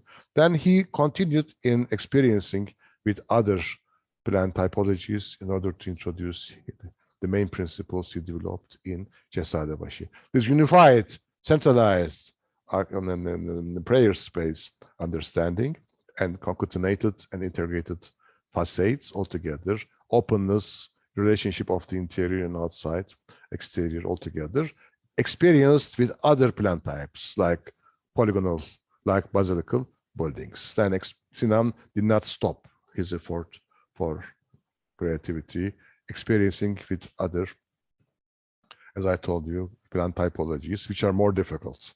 For example, a domed basilica. In a domed basilica, integration is more difficult. In a square building, it is easier with 4 half domes. And in his early career, in his early periods, in his early stage of his career, he realized this. He realized this total integration, but probably he was bored of this and did not return this plan type. But unfortunately, later, 17th century, 18th century, even in modern age, designers and people adored this design. 4 half domes and a single central dome. It's a great interior, so nice, ample space, but not much caring structural potentials of other very different and very difficult typologies Sinan managed to unite. Not much thinking on this aspects, only focusing upon the centralized prayer space. This 4 half dome became almost a prototype, almost an archetype, and repeated continuously up to the 20th century. And even today, if you go to mosques built in 1980s, 90s, 2000s, you would find the same type. From Çamlıca Camii to Ataşehir Camii to Hacettepe Camii and many others, all repeat Şehzades, as if Sinan did not build after Şehzade. Simple-minded understanding of architectural space, unfortunately. Of course, Sinan's buildings are not only mosques. The mosque is a part of a great külliye on top of a hill here. You can see the madrasa with a taphane. Taphane means guest house. Imaret, a kitchen, a soap kitchen with its. This is the dining hall of the soap kitchen. This is the kitchen where they cooked. Kervansaray, Darul Qura, a Quranic school, and tombs. Scholars say that initially Süleyman intended this mosque for himself, but unfortunately his son died, and he decided to dedicate this mosque to his son, Şehzade Mehmet, and later on commissioned Süleymaniye for himself.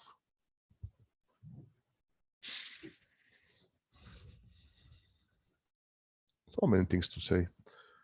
Entrance gates are axial, as you can see. 3 entrance gates, axially placed underneath the half domes. The courtyards proportions are not as perfect as in, for example, Süleymaniye. It is a bit, monotonous. For example, this facade is not separated, distinguished, differentiated from the wings of the arcades. Same scale, as you can see. Later on, he will hasten this facade in Süleymaniye and Selimiye, and these arcades would run and be related to this separated facade in a very different way with corner niches. Altogether, the aim is to create a kind of pyramidal, vertically developing building from the courtyard to facades of the Son Cemaatiri portico, then to the half dome and dome. This idea of climb from bottom to top will reign the design of the courtyard later on. But here in this early age, this identical heights and shape of the courtyard arcades is a sign of the early age of his career. And also look at these strange towers, not related to the body of the central piece, still fragmented. Well, do you understand now what I mean with fragmented architecture? Even this pediment here, in its individual presence, these are probably this dome of Shadırvan change. It is not normal, this shape, during restorations or later additions done. Hagia Sophia's clear separation of upper and lower zones still reigns here. You see this massiveness of the walls, the different covering elements. Here we have white plaster, stucco kind of elements. White plaster is better to name it, and this sharp contrast created by the bare stone surfaces altogether. This is a reference to Hagia Sophia and earlier tradition, this division of the lower and upper zones. Later, these will be more cleverly and successfully integrated. These divisions will be eliminated between supporting and supported systems. But there is also a search for interrelating, for example, this Mukarnas zone, remember from Mihrimah in Üsküdar. This upper section, yes, it separates the monuments, this pillar from the lower zone, and is a part of the background, but it's an idea, rendering the upper zone of the pillar a part of the background, making it a part of the covering elements, and introducing a kind of duality, lower and upper zones. Later on, he wouldn't like this idea of clear separation and provides this integration of the surfaces in a totally different way, better interrelated basic zones will be faced. This decoration is late from 18th century and not original. Originally, these surfaces were not covered as such, but this is original Quranic inscriptions typical of Islamic prayer spaces. In Ottoman architecture of the 16th century, those inscriptions give us hierarchy of the space. For example, on the dome, inscriptions tell us more about God, his omnipresence, his power and mulk. Lower, we have prophets on the pendentives. Lower on the walls, we have essentials of prayer and and suggestions to the Muslims. There is a hierarchy of Quranic quotations introduced in relation to the hierarchy of the architectural elements. Then decoration is consciously done in relation to the structural development of the monument from dome to the gates. Evet. Another view, baldaquin clearly visible, side spaces entirely integrated with the central space. And Süleymaniye. In 1558, he completed Süleymaniye as his masterwork. In my opinion, it's a masterwork, and he says so as well in his biography. Though some scholars regard it as the work of ne deniyor ona? Çıraklık, apprenticeship, şeylik. İşte öğrenci olmayınca bana söyleyen kimse olmuyor. Duyamıyorum. Çıraklık, kalfalık, ustalık. Kalfalık, ustalık.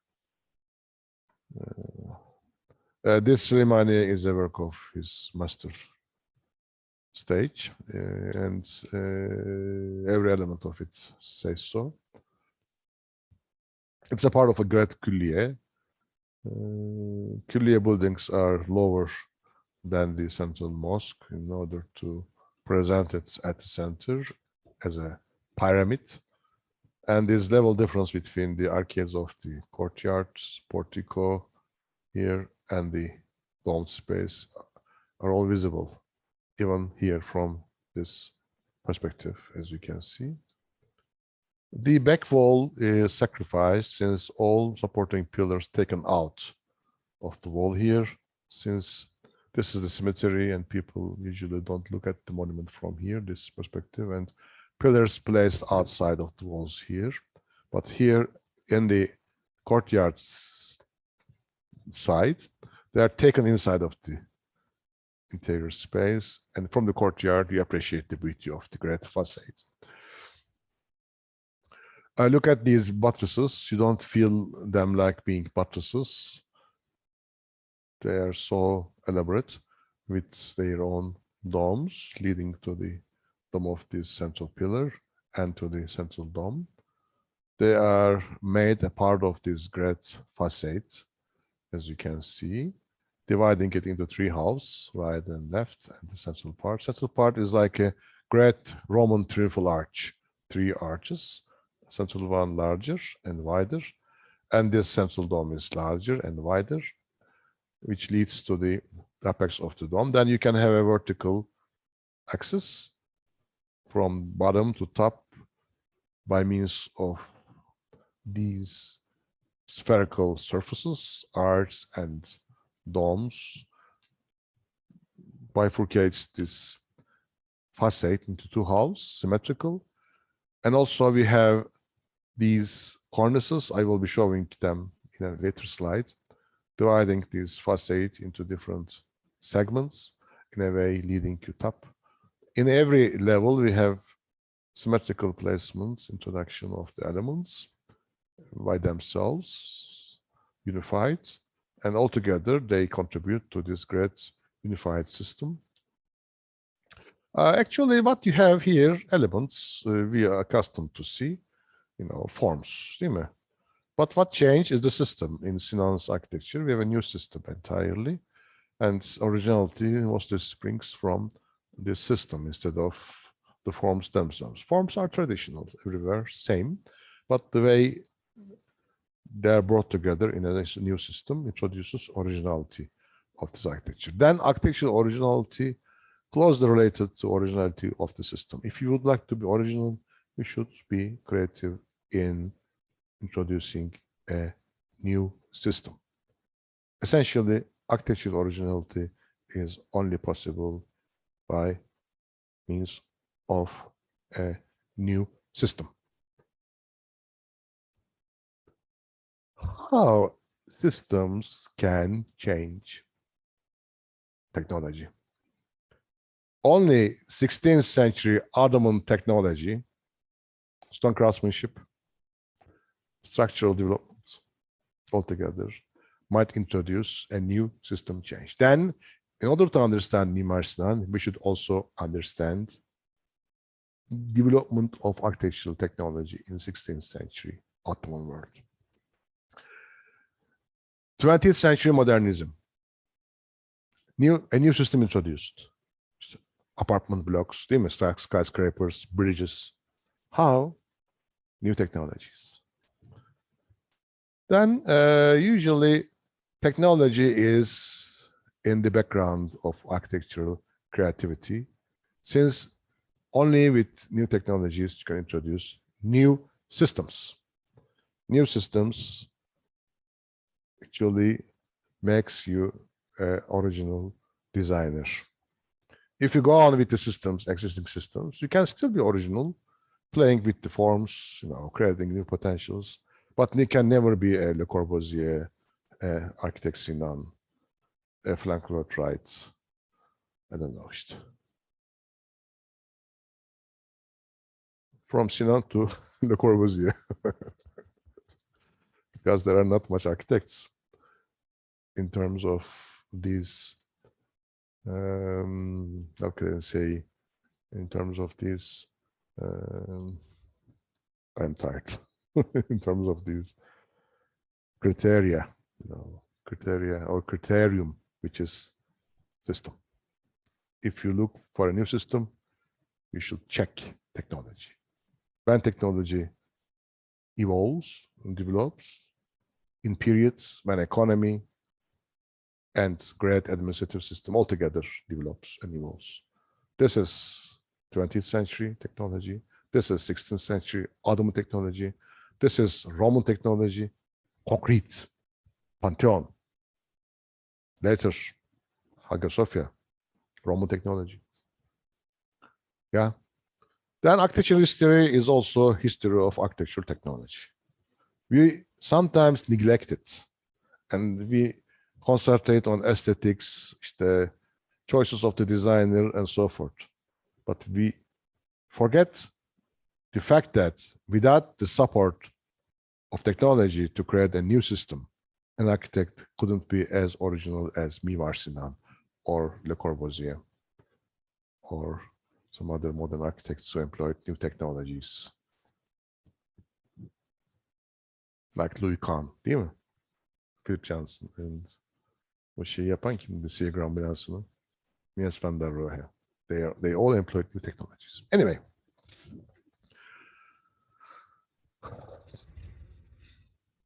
Bunu ne koymuşum?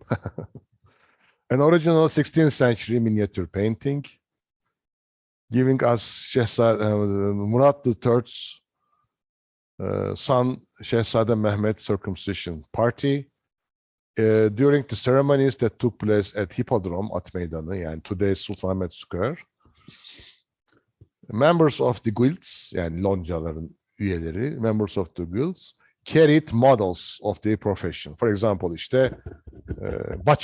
butchers carrying a butcher's, I don't know, shop with butcher cutting meat in a coach, passing in the parade. And architects carried this model of Süleymaniye. This took place in 1582, after Süleyman died. Even Selim II died, Sultan Murat's time. And among these professionals, architects, craftsmen altogether, probably this man is Architect Sinan. Architect Sinan, represented in this miniature painting by Nakkash Osman. And miniature painting is nice, giving the details of the monuments as authentic as possible. Here we have the Külliye, a great Külliye on top of the hill. From this view, we cannot see the buildings around, since Sinan would like to have his great mosque at the center, visible from everywhere. Then Külliye buildings are very low, not to obliterate this view. This is, for example, the Bimarhane, as you can see. Bimarhane, Dar-ı Ziyafet, soap kitchen, Taphane, guest house. Madrasas are as such, here and there. Darul Hadis, School of Hadith, 12. And what else?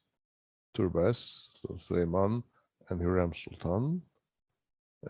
And madrasas, also here, 2 madrasas here and 2 madrasas here. Bimarhane means hospital. Hospital. Unfortunately, this section, number 5, medical madrasa, demolished partly, as you can see here. Partly demolished and new building built in the place of it. Today, there is a library here in this madrasa, which is one of the best of its kind on Islamic manuscripts. Right. This is the Istanbul University buildings. Mosque courtyard. Here it is, with the mosque itself all together. As I told you, a hierarchy is created in the facade, vertical. A hierarchy is created inside, central dome, larger, side domes, smaller. I will be coming to this point later on. A hierarchy is created in the courtyard, lower arcades of the portico and, of the courtyard, and higher portico of the mosque. Oh my God, look at this, so beautiful. Look at these proportions. How this, every element integrated. And look at this central piece, a verticality from the Shadırvan all the way through these mukarnas and the central dome, which is larger and higher, then passes through this half dome and finalizes in this alem. This central axis. And horizontal divisions, 1, 2, 3, 4, 5, 6. This is like a symphony, notes of a melody, you see. Unbelievable. A hierarchy, divisions, gradation, integration, composition. And you did it, he did it with small pieces of stone. Every stone is like this piece, you see? Small pieces of stone, one above the other, put by hands, put one above the other. They are all sculptured by hand. Unbelievable. Unbelievable. This is maybe the greatest work of architecture in the world. Look at this Shadırvan. It's not functional. It is not for ablutions. It is there to symbolize. The concept is there. Because he didn't want people washing their hands, sitting around crowd. He would like to have simplicity of the design by means of a symbolic Shadırvan. But greater than this, his main concept is to introduce scale, introduce a modular system, to take this great building down. How? With a Shadırvan of human proportions. If you go there, stand next to this column, and look around, then you are a part of this total design. Everything is based upon anthropomorphism, human body. If you stand in this niche, you become a part of this total design. If you stand by this Shadırvan, while entering the mosque from this nice portal I will be showing to you, you are a part of this total design. Nothing humiliates you. Nothing intimidates you.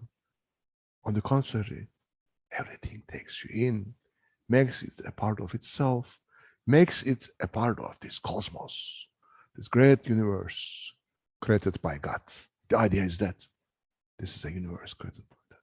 God is everywhere, but he is also above. God is on the horizontals. God is on the vertical.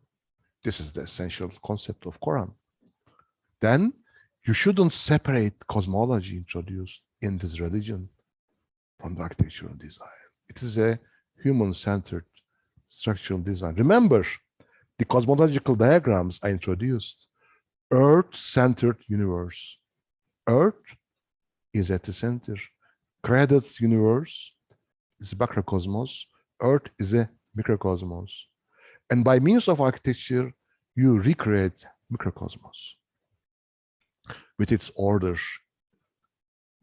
Order is symbolized by geometry. By geometry.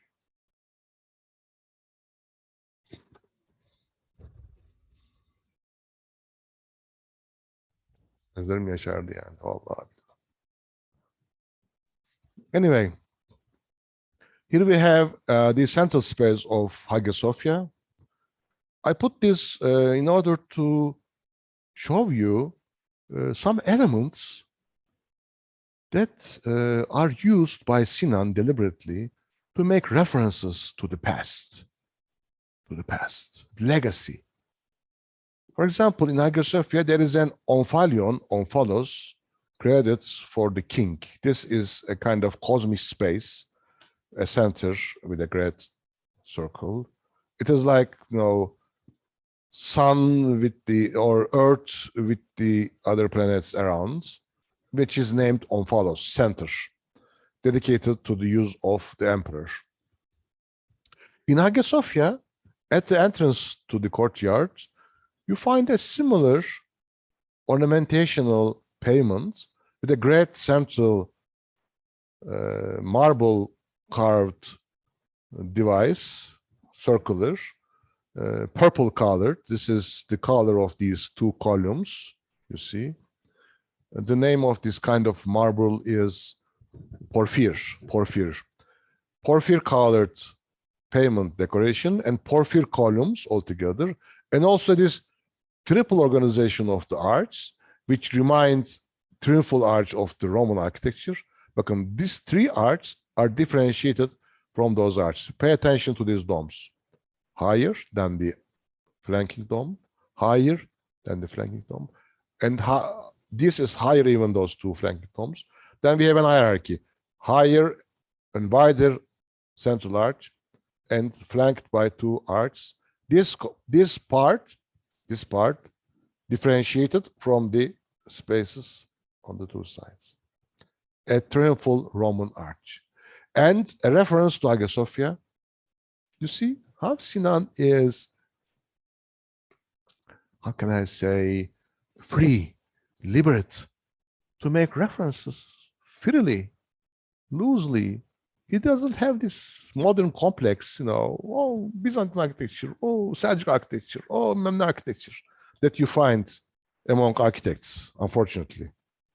These discriminations. Discrimination is a typical feature of 20th century modernism, unfortunately. Unfortunately, it shouldn't be there because modernism is based upon technology and technology has nothing to do with discrimination.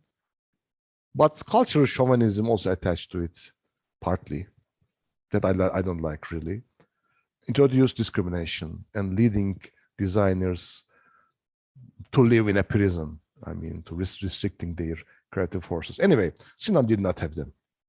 Sinan made appropriate references to past, and this triumphal arch, this reference to Hagia Sophia is clearly demonstrates that I am open. I learned from Hagia Sophia. I learned from Roman architecture. I learned from a tradition. I am a master mason. I have an independent past as a mason. I have a profession and I don't discriminate because I learn. At the same time, I become original because I use the potentials of my age. The technology I have, it is much more developed than the past. My design is much more developed, but I learned from them. I owe them. This is like, you know, writing a scientific paper with footnotes, quotations. You quote from somebody, you learn from your professor, from other scholars, and do quotations. but you say something new here. This paper says this. This is a new contribution, but I learned from them. I have quotations. Same. This is a footnote. This is a footnote. A footnote to Hagia Sophia. But this building is totally original, of course.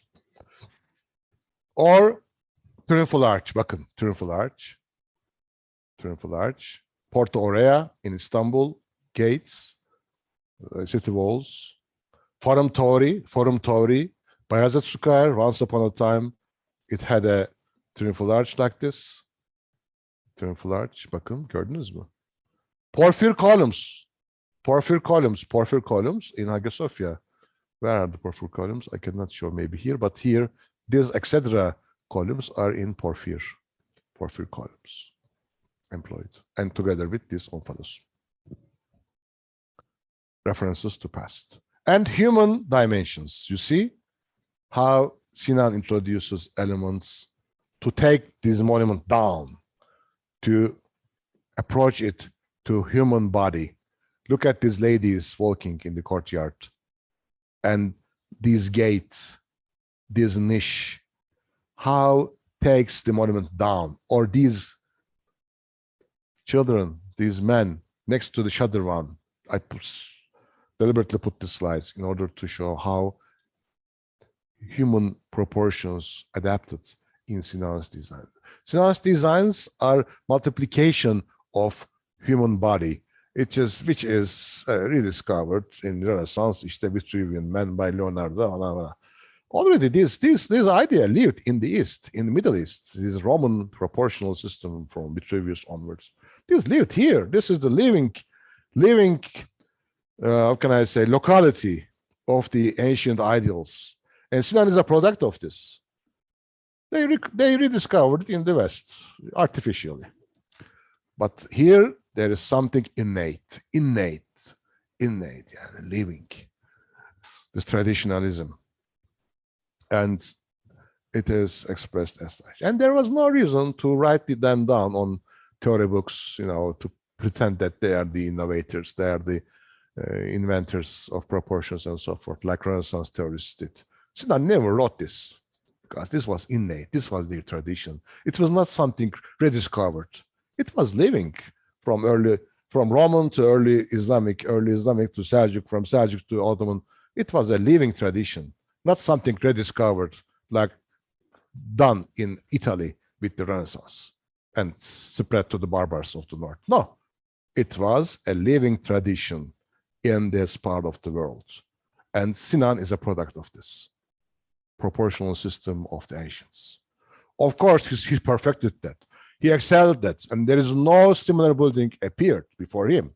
We know this very well, but the background is that traditionalism, classicism of the Eastern Mediterranean. And the facades, again, we have the arcades of Şehzadebaşı applied in horizontal divisions going up. Look at how these different levels integrated and divisions are rendered perfectly a part of this total design. Remember, in Şehzadebaşı, I told you that there is something irritating me in the proportions. They are so high. You see, elongated high. In order to break this, he divided this arcade into two halves. Bakın şimdi. Look at Süleymaniye now. What he did? He divided into two halves. He deliberately created this second level in order to create a more human, a more anthropomorphic, earlier, lower level. From here you go up, then to up, then to up. And he deliberately inserted these arcs at the top of these water spots, what we name Çörten in Turkish. These arcs, there's no need for these arcs in order to break the monotony of this wall, which did exist in Şehzadebaşı, the monotony. But he would have a greater arch here. Instead, he just opened small arcs to break the monotony and bare wall here. Why? Because he would like to keep this essentially triumphal arch idea, one central higher and larger arch and two flanking smaller arches. This is again the same Roman idea of triumphal arch. And this central dome is a reflection of this, which is higher and wider. Şimdi plana bakalım. Bitiriyorum dersi artık. Çok vaktinizi aldım. Bakın gördünüz mü? This idea of triumphal arch is there. In the courtyard here and in the facade here. And inside also here. You look at it. The triumphal arch. Neyse burada bırakıyorum. Yoruldum çünkü. Fazla duygusallık da iyi değil arkadaşlar valla. Beni yoruyor. Okay, thank you very much for being here. I hope Sinan is inspiring to you because really every architect should know, must know architect Sinan in order to understand architecture profession and its creative impulses. This is the reason I am spending so much time and effort to tell you something on architect Sinan. Thank you very much. Hope to see you next week. Teşekkürler Orçun, Nesrin. Haftaya görüşürüz. Bye bye. Görüşürüz hocam. Görüşürüz hocam. Kapatıyorum hocam meeting'i.